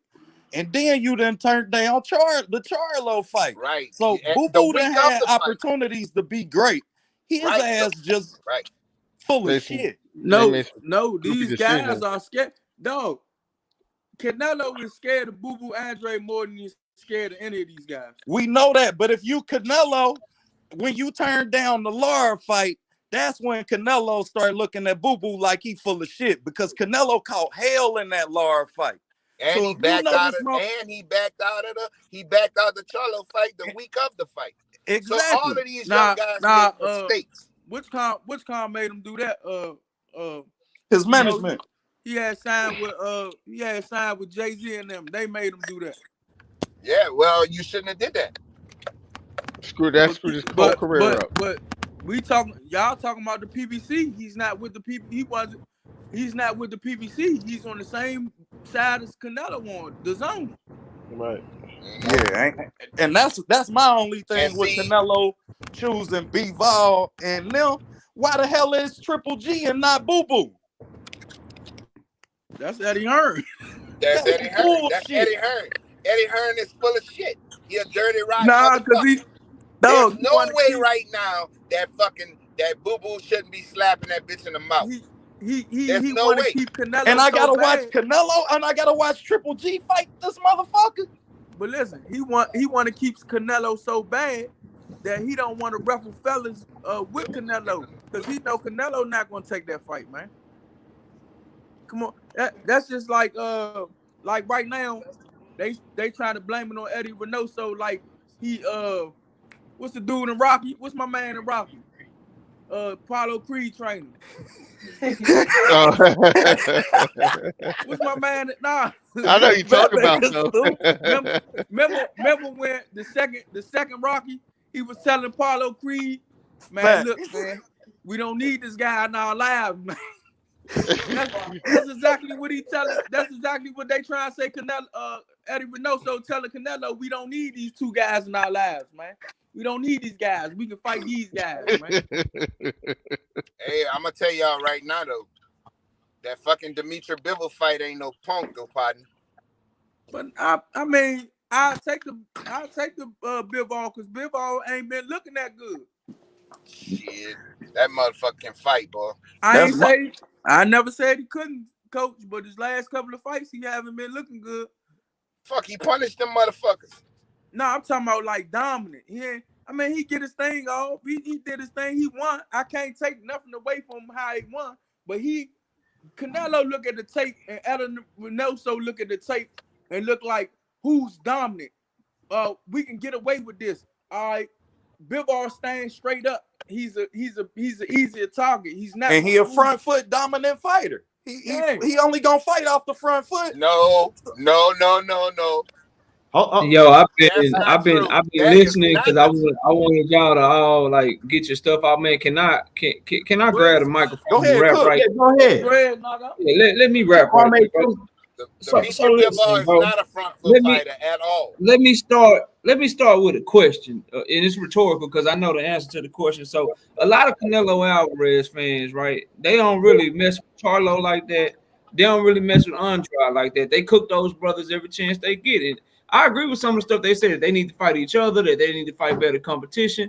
That's all cool. So since keeping with that thing, let me ask a rhetorical question to everybody that's taking up for Canelo right now.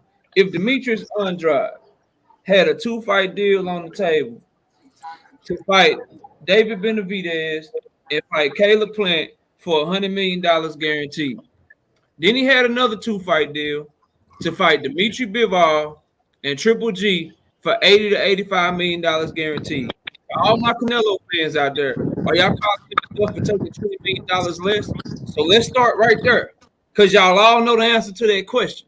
You be calling his ass a duck and a fraud, and he's scared. He turned down $20 to $25 million. So let's kill that narrative right there, because y'all all know what it is. You're just taking up for your favorite fighter. The second thing that I'm hearing from you Canelo Alvarez fans, and I ain't no hater, because you can go check my catalog. All the shit that y'all say about Charlo and Benavidez and all these fighters need to fight each other, I've been saying that shit since I started my channel. So this ain't on no fanboy shit. This just some real shit that y'all need to hear, bro. So what y'all keep telling me too is that Bivol is a tougher fight than Jermall Charlo. So what y'all want me to believe, right? What y'all want me to believe is that the same man, Canelo Alvarez, this same dude, right? He was demanding that if Caleb Plant pulled out of the fight, if Caleb Plant got sick, if he got hurt, he said he wanted to fight a replacement opponent for the same amount of money, bro. He wanted the same guarantee and the same deal to fight the same replacement ass opponent. You telling me that that's the man that now is going to turn around and fight a tougher opponent for less money? He don't care about money now. Now all of a sudden he willing to take on tougher competition for less money when he just wanted to take on lesser competition for the same money. Make that shit make sense. That shit don't make no sense, whatever. What else I'm hearing from y'all, bro, is the whole argument about Canelo can do what he want to do. He the face of boxing. He can do whatever he want to do. We don't care. It's King Canelo. All right, cool, bro. That's how you rock it. But please name me another sport. Name me another sport where the highest paid athletes are not held to a certain standard of greatness. You pick any sport you want to. I don't give a damn if it's backgammon, soccer, tennis, basketball, football, UFC, whatever it is, bro. Whatever it is, fam. The athletes that are paid the most amount of money, they expected to do the most, bro. Of course. All y'all try to hit me with all the time is, man, Canelo doing more than this guy. He doing more than that guy. Bro, I don't give a damn. The standard for me is the standard, bro. It's the standard. Just because I require all A's. I got 3 kids in there right now. I require all of them to bring me home A's. If you don't bring me home A's, we got tutoring and shit we need to go to. We got punishments and shit. Phones get took. All that shit. What y'all telling me is that just because Canelo out here making a B and everybody else might be making a C, that's okay. Nah, bro, that ain't okay. He ain't making an A. And you can't tell me for 1 minute, bro. You can't tell me for 1 minute that somebody turning down $20 to $25 million ain't strategically moving out here and ain't strategically out here trying to avoid a certain fighter. I don't give a damn if you say it's Charlo. I don't give a damn if you say it's Benavidez. It's somebody he don't want to fight. It's somebody between them two right there that he don't want to fight. So you can miss me shit right quick. And then I'll pass it, bro, because I could do this shit for hours upon hours, bro. I'll talk the Eddie Rynso shit, right? So you trying to tell me that the Canelo Alvarez that left Oscar De La Hoya because he said Oscar De La Hoya wouldn't let him do what he want to do.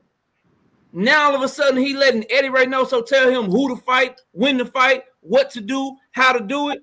Bro, Eddie Rynso is Canelo Alvarez employee, bro. He don't run shit. What is y'all talking about? Canelo Alvarez pay that man a percentage of his purses, dog. He ain't running Canelo. Canelo do what he want to do, bro. Straight up and down. Eddie Rynso can't tell him who to fight. Now, he can go to Canelo as an advisor, just like he said earlier. He can say some shit like, hey, Canelo, I think we should take this fight. This is what we should do, yada, yada, yada. It's on Canelo to say, nah, bro, I ain't doing that. This is what I'm going to do. I appreciate the advice, but this is the fight we take. So all that shit about, man, Canelo, bro, Canelo, he ain't ducking no smoke. He ain't ducking no smoke. He'll fight all of them. He'll fight every last one of them. Then why ain't he doing it? Right. And Mr. Eddie right now, so excuse because his ass, bro, he ain't running shit. He don't tell Canelo what to do. Canelo tell his ass what to do. Straight up and down, bro. So I ain't no hater of Canelo, bro. I respect his skill set, all of that shit, bro. He is a great fighter. But you got to explain to me, and you got to make some shit make sense to me, how you ain't ducking when you turning down millions upon millions of dollars to fight other people, bro. And everybody talking about that same money for Charlo and Benavidez is gonna be there, and they can always come back to that later. Well, the same money for Bivol and Triple G gonna always be there too. So I don't even know what the hell y'all talking about, bro. But anyway, bro, I'm done, bro. That shit. Look here. Let me cook. Let me hold on. Let me get some order. They don't like boxing like that, dog. Let me get some order in here. Let me get I don't know. I was gone. Kwame, did you cook yet? No, sir. Yeah, let Kwame cook, and then we're gonna pass it around. Don't be long-winded. We're gonna pick so everybody can get everybody can get what they gotta get off in. Yeah. I mean, I share the same sentiment as Knockout, man. Like my thing is, first off, why would you leave $25 million on the table, right? When you just came out in the public and said that doing business with the PBC your last fight, it was like one of the best experiences you ever had, right? So why wouldn't you want to go through that experience again and make the most amount of money? So I gotta agree with Coach, but I had said this a long time ago as well. I said the problem is David Benavidez posed too much of a threat. He posed too. I don't think he's nervous about Charlo. I feel like Charlo, I've seen some things with Charlo where I feel like his fight game is kind of limited, and Canelo, Canelo will be able to pick shots and everything like that. But Benavidez, he's big, he punches hard, he's very active, and I think it's just going to get Canelo a problem. And the other part of it is Canelo don't want to lose to another Mexican. That is a whole big thing within itself, because as of right now, he's the face of Mexican boxing. You know what I'm saying? He don't want to lose to another Mexican. So he rather go after these European fighters who aren't as athletic, you know what I'm saying, who are limited to a certain degree. And I think the worst part of it is the back end of him fighting Triple G. You know what I'm saying? Like, Triple G is old now. I mean, I'm gonna give Canelo his props. Canelo ruined Triple G in that second fight. He put a real bad beat down on Triple G, and Triple G ain't been the same since. If we gonna be honest. And it's just like, well, why do you want to fight this guy again? He hasn't even been active. You know what I'm saying? So I don't understand why he would want to leave all that money on the table. So I gotta say Canelo is ducking, because I agree with Knockout sentiment that Eddie Rynso is his employee. That's his employee. If he really wanted to fight if he wanted to fight these guys, he would fight them. And I also agree with Batman and Coach in a way where, yeah, Andrade deserves to fight the most out of everybody, but he's not at that weight class. But Benavidez lost his belt on the scale, and they allowed him.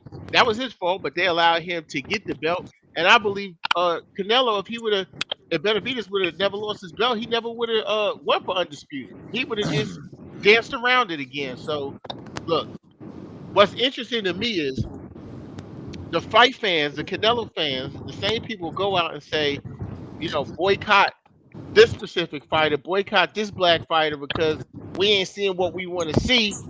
Will sit up here and make excuses for Canelo and have a problem and won't say the same thing about this. And this is, to me, this is just some straight up bullshit with what Canelo's doing here. So I just said my piece on that. Batman, did you cook yet? Nah, but okay, you go ahead and go. It's on you. That's my else though. I go last. Huh? You sure? Cause I know you came in before everybody. Nah, I said that's my else though. I go last. Okay. Who was that? KC. Yes, sir. Yes, sir. Go ahead. Cook on this. OG, what up, OG? Hey, what's going on, man? What's happening with you, man? Hey, man. Chilling, bro. How you doing, man? I'm just hanging in there, What's up, Q? KQKC. Coach, don't be stealing his shit, man. I just want to say that, Canelo, you're right. what he's been doing from day one. And yes, Canelo does have the ultimate say-so. Now, of course, Samson did say mostly the management makes the decisions, and sometimes they do. Matter of fact, I think Canelo allowed Eddie Rynso to make decisions because he knows that Eddie Rynso want to keep it safe. Why he want to keep it safe? Because he don't want to take a risk. And Demetrius Andrade and David Benavidez and Charlo is a risk. Now I have to disagree. I think Charlo is a threat to Canelo Alvarez. Why? Because it's athleticism. All right, because he know how to box, he know how to move, he know how to get in, he know how to get out. And Canelo, what he does, put the earmuffs on and come straight forward. Well, that ain't gonna be enough. You're gonna have to pick your feet up if you're gonna fight Charlo.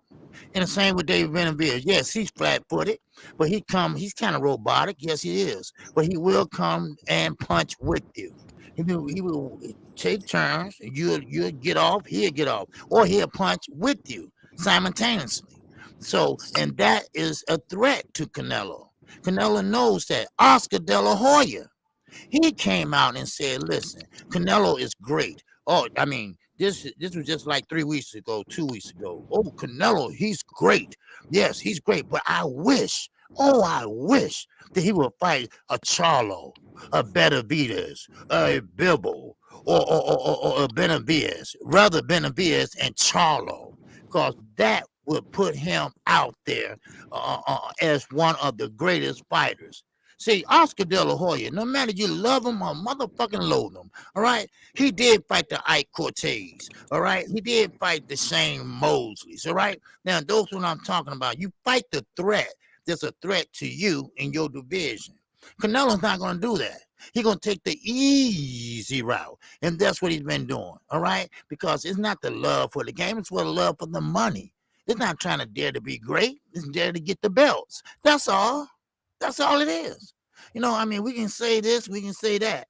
But frankly, if you want to be a tough Hispanic fighter, then you're going to have to go in there and fight whoever. Because you don't have to pick and choose and say, I'm not going to fight an Hispanic fighter. Hell, you ain't fighting a black fighter either. You ain't fighting a white fighter either. You know, you fighting one and you think you can win. And that's Eddie Rynso thinking. His thinking and say, wait a minute, we're going to take less money because it's a less risk. Now, we can take more money, but it's going to be a high risk. It's going to be a high risk because you might lose, but you'll get paid. Nah, I don't want that. So we'll take the less money and we'll make it up some other time or down the line somewhere. That's how I look at it. Yeah, man. Like I said, man, can't no man in the world talk me out of taking $25 million less or more. Damn right. It just don't make no sense. It don't make no sense. The only way you can make sense of it is to say, hey, they just, you know what I'm saying? They win out the risk. They're weighing out the risk. Yeah. And so you can't, all y'all that's up in these motherfucking comments, I don't give a goddamn what you saying. You cannot make a case for him fighting Triple G. The only reason he's fighting Triple G, right, for much less money is because of the risk factor. Yeah. He don't see that fight as a risk. I told y'all, I don't have a problem with Bivol because you can actually have an argument that, and you can have an argument. You can say, well, Bivol, he might be a tougher fight than Jermall Charlo, or he might be a tougher fight than David Benavidez. I'm not saying that I think that because I don't. I'm not too high on Bivol, but you can actually argue with that. We know what's gonna happen with Triple G. We know he fucking washed up. We know he's done. They looking at that shit. Not only that, Keith. The thing is this: since he lost to Canelo, people always want to say, "Well, who has he fought? What has he done?" Since he lost to Canelo, who the fuck has he fought? He don't deserve the fucking fight. You understand? They always want to talk about what person deserved the fucking fight. He definitely don't deserve the fight. Well, hold on. See, Kid, you see these people talking about why y'all don't demand this from black fighters. Yeah, hey, hold like on, Playgirl 13. Don't come up in here talking about how come I don't demand the same for black. You don't know what the fuck I demand. Obviously, you ain't watched me. So don't come up in here asking me silly ass shit like that. Watch this. Everybody in the chat that be watching Key all the time, put 100 in the chat if he always be on Tank Davis and all these other fighters telling them that they need to fight somebody. Put 100 in the chat if you heard him say that all these fighters need to fight somebody, bro. And not just Canelo Alvarez. I'll keep that same energy for your man Tank, too. Like me and Key keep on his ass about fighting the best. You gotta watch more. You gotta watch more of my content, Cole. Yeah, nah. Y'all say that shit all the time. Nah, Cole. You what you just said to me. You gotta watch more of the content, bro. Hey, I done seen you done changed up a little bit. You done changed up. But you and Money, y'all used to defend Tank to the end. No, I'm gonna do something for you. I'm gonna do something real nice for you right now, Playboy. Playgirl. I'm gonna do something real nice for you right now, right? I got you right now. Hold on. I'm gonna show you something real quick. My only thing is if Eddie Rynso now go ahead and watch the shit from the background and shut the fuck up. Out of decisions, then what the fuck Canelo ever do an interview for? Coach, I was just live on Wednesday saying that Tank needs to go be his own man so we can get the fights that we want, bro. Like I'm heavy on his helmet about fighting better competition, bro. You got me confused with another knockout, bro. Nah. See on Wednesdays I be doing some work at nighttime, so that'd be the problem. But yeah, so man, hey man, if you working, get your bread, but don't I ain't on no fanboy shit, bro. I'm just saying, I done heard you before. Just like he the pound for pound. Listen, just he the pound for pound number one fighter in the world over Shakur Stevenson, man. That don't mean, you know what I'm saying, that I don't think he need to fight people, bro. I just like his skill set, bro.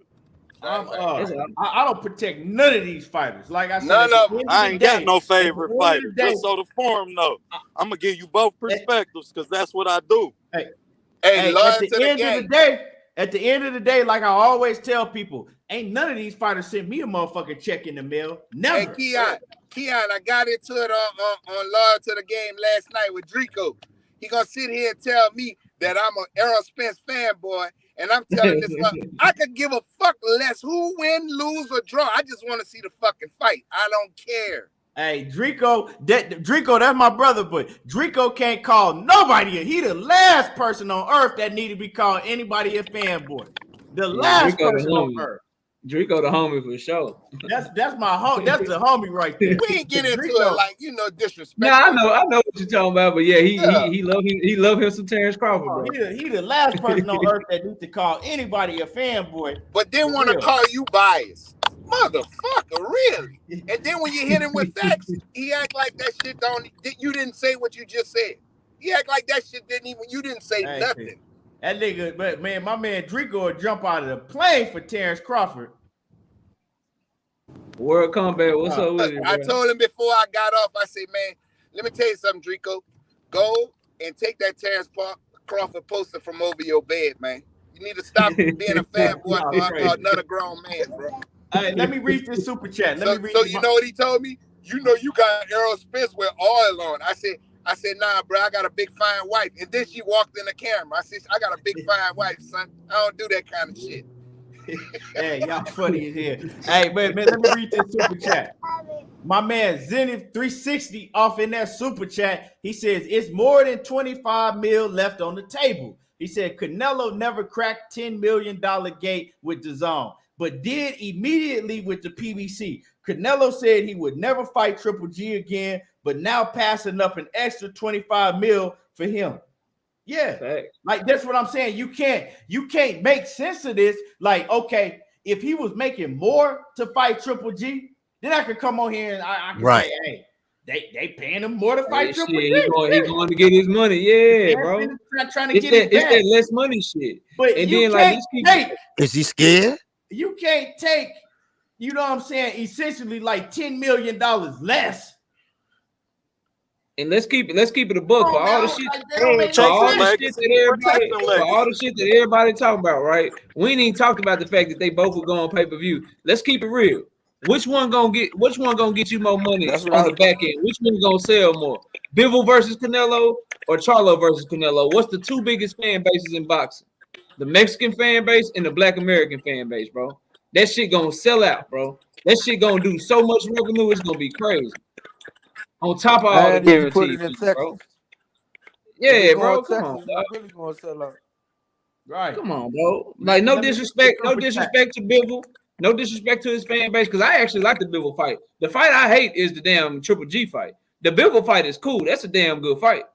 But the Triple G shit, that's what got me like, nah, bro, I don't like that shit. But like, no disrespect to Bivol, but you can say what you want about Charlo, but his fan base is way bigger than Bivol's, and that shit gonna sell. If Canelo can do 800,000 pay-per-view buys with Caleb Plant, his shit with Charlo gonna crack 1 million easy, bro. Easy. Bivol ain't let me get to this super chat. Let me get this. My man Emmanuel H in the building. A1 Hoop Zone. And make sure that y'all go sub to A1 Hoop Zone. Sub to A1 Hoop Zone. And man, hell of a show you did yesterday. Hell of a video you had yesterday, A1. He says, salute to the panel. He said, my thing is he's already lost before. Why are they concerned about tough fights? If Canelo loses again, his fan base ain't going nowhere. We all know it'll have to be a good fight in order for him to lose. Well, and salute you once again. The thing is, bro, is people that loss was so long. It's like people look at that shit like he undefeated because well, it's Floyd. Everybody lose to Floyd. Right. He was 18. He was 19 years count. old. He was 19 years old. Yeah, bro. 23. Ain't none of these dudes. Ain't none of these four fighters running through Canelo. That man he probably be favored in all those fights. Number one. Number two, that man can counter punch his ass off, the head movement on point. And when you do hit his ass, he got a chin of granite. Like, ain't nobody saying that them dudes will beat him. I ain't heard nobody come up here and say that shit, bro. I'm just saying, like, you got to make it make sense to me how you can turn down $20-25 million guaranteed and you ain't ducking, bro. That's all I'm saying. Shit. It's only one fighter that I think he's super scared of, man. And y'all don't think so, but I think so. It's Boo Boo Andre. The man tries to get everybody to think Boo Boo Andre is a shitty fighter. That's the only fighter he shits on. Facts. And that's the only person that we can say he officially ducked. You can't say Canelo. Know why he do that to Boo Boo though? Because Boo Boo let him do that shit. You understand? The Boo Boo ain't gonna go on there and just straight up every time he got a camera in his face go to talking shit. See, that's what Boo Boo make his mistake. He did it one time. I saw it. He called him a bitch. But Boo Boo the only one chasing him down, coach. Boo Boo chasing him down. I mean, I understand Boo Boo winning his press conference and all that, but you know, there's more. And if I was him, I would be every time a camera in front of my face. I call a motherfucker a bitch. Bitch, fight then if I'm a bitch. If I'm horrible, beat me, bitch. I'll be talking shit like that. Right there in Cali, shit. Go do what Shannon Briggs did, bro. But no, hell yeah, go throw that motherfucker food over and shit like that. I understand all that, but don't no fighter shits on a fighter like that unless they scared of him. Absolutely, he's scared of him. We know that. He tried to convince. Well, we knew that at 154. But listen, he tried to convince his fan base. He tried to convince his fan base that Boo Boo Andre is not going to give up no fight. And again at 160. Shit, we been knew that. You duck a man twice. When you can be undisputed, you need one damn belt to make undisputed. And you don't go get it from that man, we know you scared of him. Lee Stevens, right? Let me say something about this. So my man Lee Stevens, and salute to Lee Stevens. He says Demetrius Andrade ain't fought nobody. But hold on. There we go again. Let me address this. He said Demetrius Andrade ain't fought nobody. He says he got the eye test skills, but he ain't fought no one. Okay, let me say this right.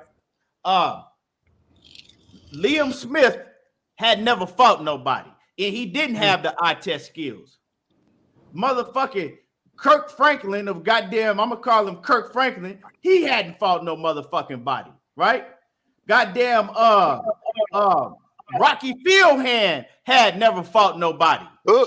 You goddamn, you see what I'm saying? Motherfucking Abner Yildirim had never fought nobody. So you can't come on here and tell me, oh, well. And had lost his last fight.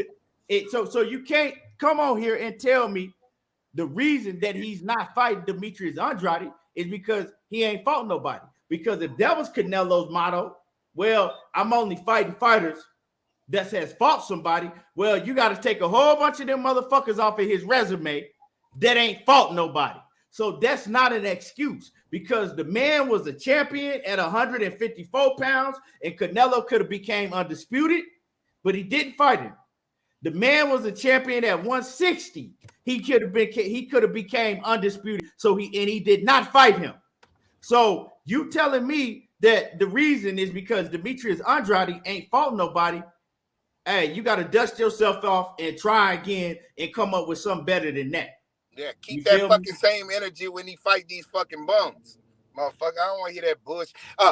He fought Amir Khan. He fought Amir fucking garbage ass Khan, Glass Joe.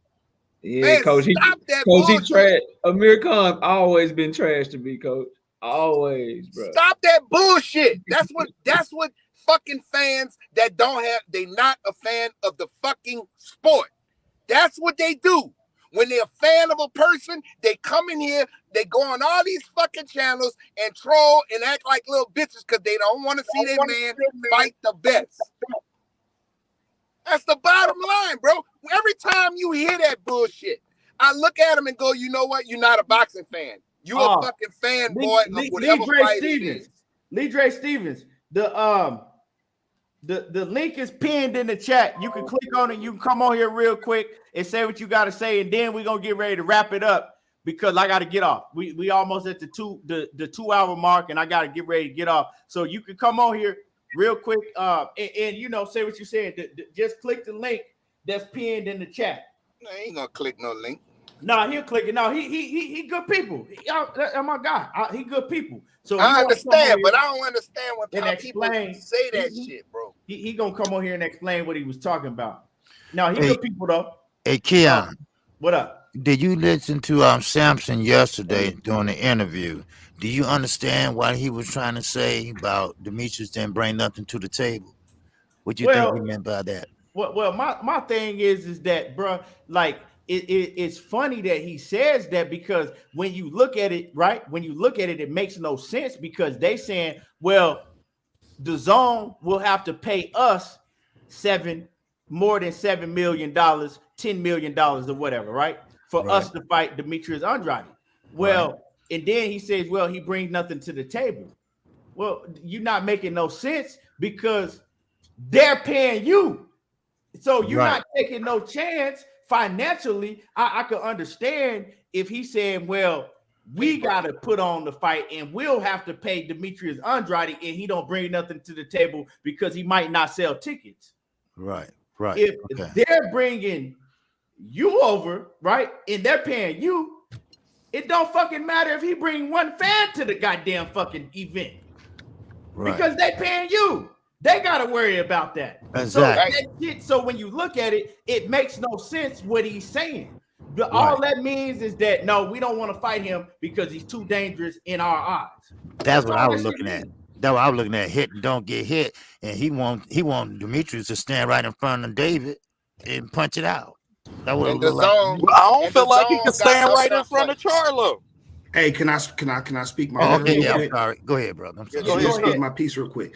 All these fighters, Charlo, Andre, Benavidez, they're all on the same level, and they haven't done anything to stand out from this level, which makes it easy for him to pick Bivol, Caleb Plant, because they're still at the same level. Some of these guys should have moved up by now.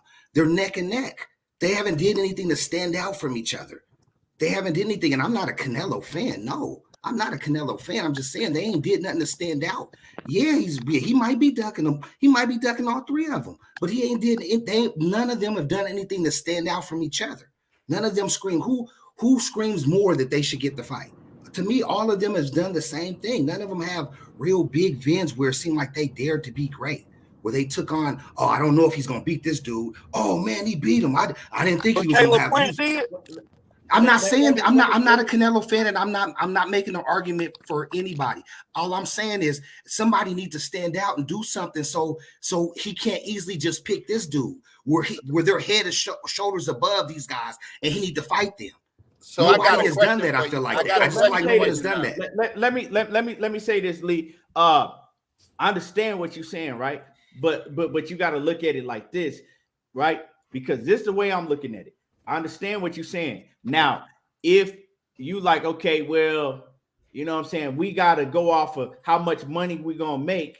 And, you know what I'm saying, the fight ain't really going to make no money because it's Jermall Charlo and he ain't fought nobody. Or because it's David Benavidez and he ain't got no big fan base like that, right? So, I'm not going to fight them because, you know, hey, they don't have no fan base. But that's not the case. Bro, they paying you. They're paying you, you know what I'm saying, $100+ million to fight these dudes. So yeah, you're right. So you can't make the excuse and say, well, they ain't fought nobody. Because, like I said, we can always go back to your resume, right? And we can go right around the corner not too long ago, and we could pull out motherfuckers that you got paid way less for that hadn't fought nobody. But see what I'm saying, much less for. So we can't make that argument for. I'm not making the argument for Canelo. I'm making the argument for these other dudes that, you know, I'm not making it for Canelo. I'm not making it Canelo excuse for not fighting him. That's not what I'm saying. What I'm saying is these guys are all at the same level, and I want to see one of them do something where they away from. Okay, Charlo didn't pull it away from these guys. Andre didn't pull it away from these guys. Benavidez didn't pull it away from these guys. I don't feel like none of them has done that, and I'm tired. And I feel like they shouldn't have to wait for Canelo to build their name up, man. Go fight. But the only one, Jacobs. Go fight each other. Fighting each other, right? I agree with you that they all should be fighting each other, and they need to stop running behind Canelo. But at the end of the day, when the money on the table and these are big fights, right? They got to be big fights because they're paying you $100+ million. Yeah, you right. So that shit don't matter. And they was all champions. Demetrius Andrade is a champion, just like Bivol and Triple G, right? Yeah, and Charlo. Jermall Charlo, he's a champion, just like the rest of them. Hold on, I'm gonna let you say what you're gonna say. And David Benavidez, he was a champion, just like the rest of them. Twice. So I mean, we can't really make that argument no more. But go ahead, Batman, and then I'm gonna get ready to wrap it up. All right. Andre has tried to be great because he hasn't just been chasing Canelo. So Bivol has been a champion one time, and who has he fought to separate him from the pack? Nobody. So what's up with the other guys? So why the other guys got to do something that Bivol ain't even do? Because Bivol's at 175, he's at a higher division, so it looks like it's a more difficult task, and he's a good fighter too. All right, but you're right though. You're right though. Hold on. All right, so this ain't appeasing to the fans. It's been this guy that been in the same weight class as Canelo Alvarez. One, he let the guy drop his belt, then go fight Liam Smith for his belt. Then goes to 160. Fucking had one belt to become undisputed, but didn't want it. Went to go chase Rocky Fielding. Then went to go chase what's his name? Kovalev. Colin Come Smith. back down. He's trying to see what he's going to do. Oh, David lost his belt. Let me go up here and go up here. Come on, man. Stop this shit. And Boo Boo Andre done pushed up on Canelo. He pushed up on Charlo. He pushed up on Triple G. And don't none of these guys want to fight him. They supposed to be making this David Benavidez Demetrius Andrade fight, which that's gonna be good. Nah, wait. No, they're not making that. David Benavidez's manager said that fight had never happened. Look here, Teach. And Andre did try to fight DJ Saunders too. I forgot about that too. I see Teach in the comment section. Yeah, I agree with Samson, no doubt about it. because they do want more money. Why? Because Demetrius Andrade was a dangerous fight for David Benavidez. He said it. Yeah, right. He said that. And I did agree with him because it is. Because he said he needed GPS to follow him, to keep up with him. Bullshit. Why? Because he got leg movement. David Benavidez came out and spoke on that though. So all right. David Benavidez wants to fight, but his manager and them, they don't want to fight. Plus, Samson is real close. I don't know why y'all don't understand when I tell y'all this.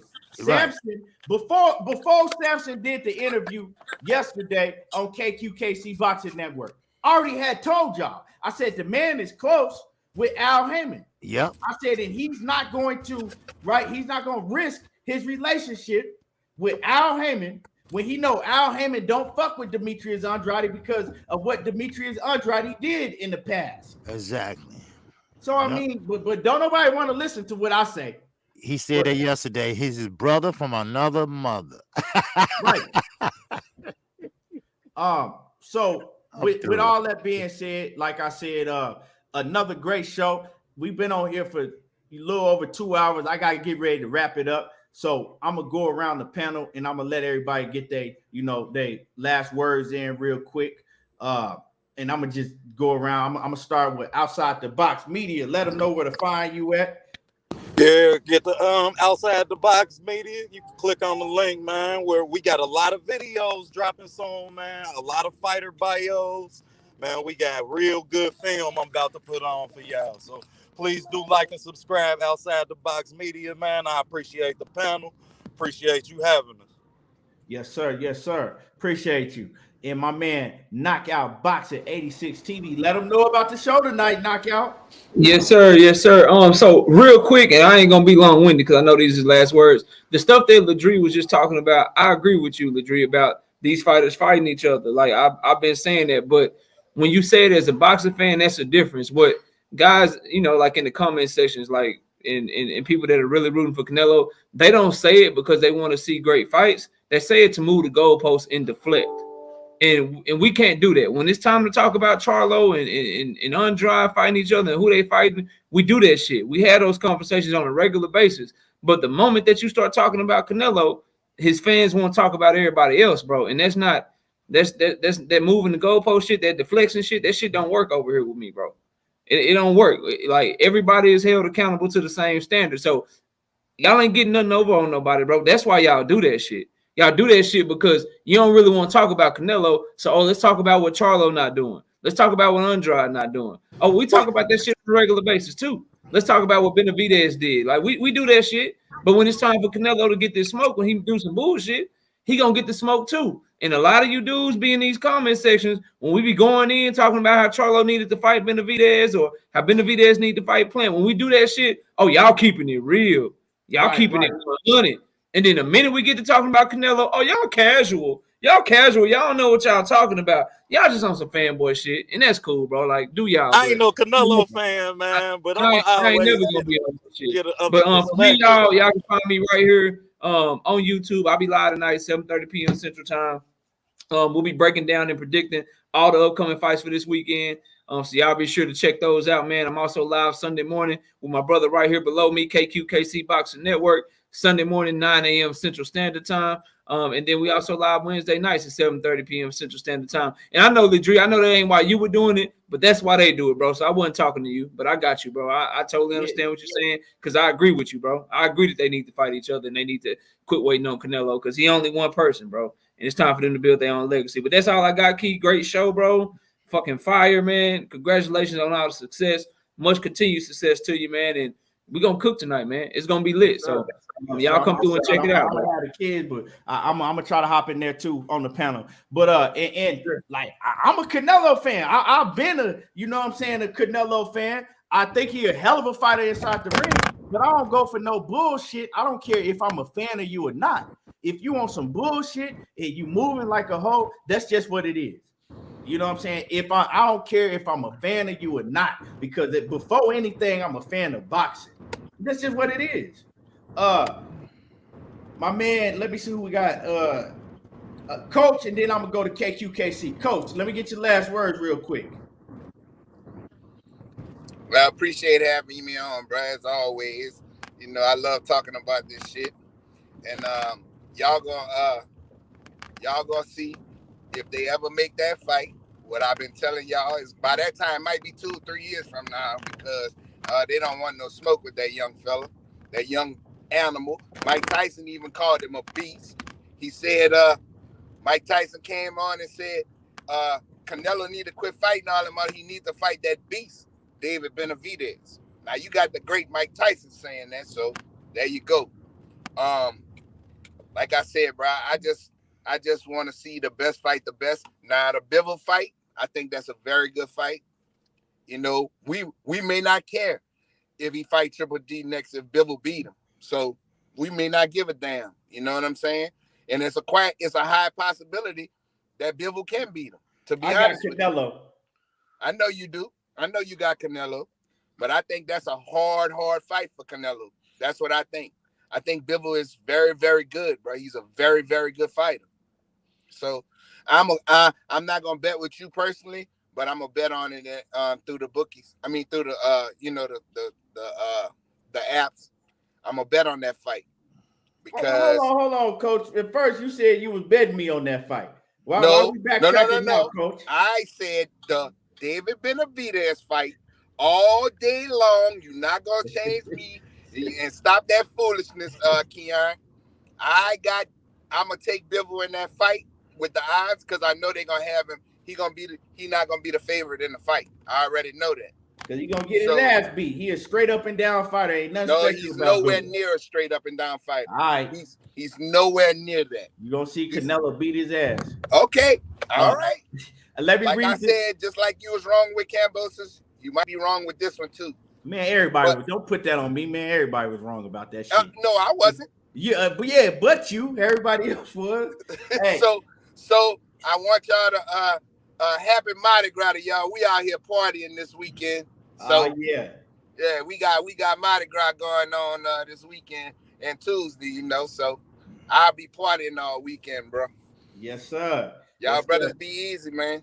Salute to you, Coach. And let me read this super chat from Zenith, and then I'm gonna give it to KQKC. Zenith 360, he says, if you don't ask Smith and Sanders to fight each other before they fought, he said, if you don't ask Smith and Sanders to fight each other before they fought Canelo, he says, don't say a damn thing about Charlo and Andrade didn't fight. The rules shouldn't have a color line. Yeah, you got a great point. That's a hell of a point right there. I'm going to give it to you right there, Zenith. That's a hell of a point you made. And I'm going to read it again. He says, if you did ask Smith and Saunders to fight each other before they fought Canelo, don't say a damn thing about Charlo and Andrade didn't fight. The rules shouldn't have a color line. Hey, that's some heat right there. Wow, that's excellent. That's some heat right there. I don't always agree with everything that Zenith say. He know that, but that's some heat right there. Real shit. I never even thought about that myself. I ain't gonna lie. That's some real shit right there. Hey, KQ. Yes, sir. Go ahead and let us know. Let everybody know where to find you at. What's good? Because I know you got a lot going on tomorrow. Let them know and make sure that y'all sub the KQKC Boxing Network. Okay, yeah. You can find me right here on YouTube at KQKC Boxing Network. And I come on Monday through Friday, 12:30 p.m. Central Time. And that's 1:30 Eastern Time. And also, I do the morning after show with Knockout Boxing 86 TV. And that's at 9 o'clock on Sunday mornings. Now, I do have a call-in show that comes on Saturday mornings, but we've been doing it on Friday because Saturday we've been having fights. So I will be calling fights, and I will be calling the Josh Taylor fight on ESPN at 1 o'clock tomorrow. Then we're going to come back on Saturday night and call the Chris Colbert fight. Then we're going to come back Sunday, baby. Then we're going to go over to the Zone, and we're going to call that fight on the Zone. That's the Lawrence Coley fight. That's going to be for the WBO Cruiserweight title. And that's going to be at 1 o'clock Central Time and 2 o'clock Eastern Time. So, and that's about it. All right. and we start back over Monday. Yes, sir. Yes, sir. Yes, sir. I appreciate you, KQ. Make sure that y'all go sub to him. And I appreciate Keon, you know what? I appreciate you, man. I appreciate you mentioning my interview and everything. I'm glad you checked it out and everything. It was a good interview, I think. And keep doing what you're doing, brother. All right. I like to see y'all young brothers getting down and kicking in and talking about boxing, boxing in the new generation.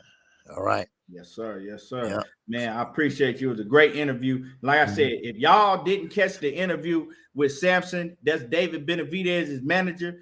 Go to Harvey Batuna too. Harvey Batuna, Rosario, all of them. Yeah. Go to KQKC Boxing Network. Subscribe first. Hit his like button. Secondly, and then watch the show. You won't be disappointed. And my man, A1 Hoop Zone. Make sure that y'all once again sub to A1 Hoop Zone. You know what I'm saying? That's my man Emmanuel H. The NBA playoffs is about to start, and he keeping you updated with everything, and he having fire content over there. So make sure that y'all go sub to him. And as for me, I got a video that's about to drop right now within the next 30 minutes. Make sure that y'all go check that out. Be on the lookout for that. Y'all hit my like button. I will be back. I'll probably come back on Monday. I'm going to chill for the weekend and let KQ and Money Brown and everybody do their thing. I'll be back on Monday. But I appreciate everybody for coming through. And y'all already know what it is. There you go talking that boxing again. And I'm gone, y'all. We out.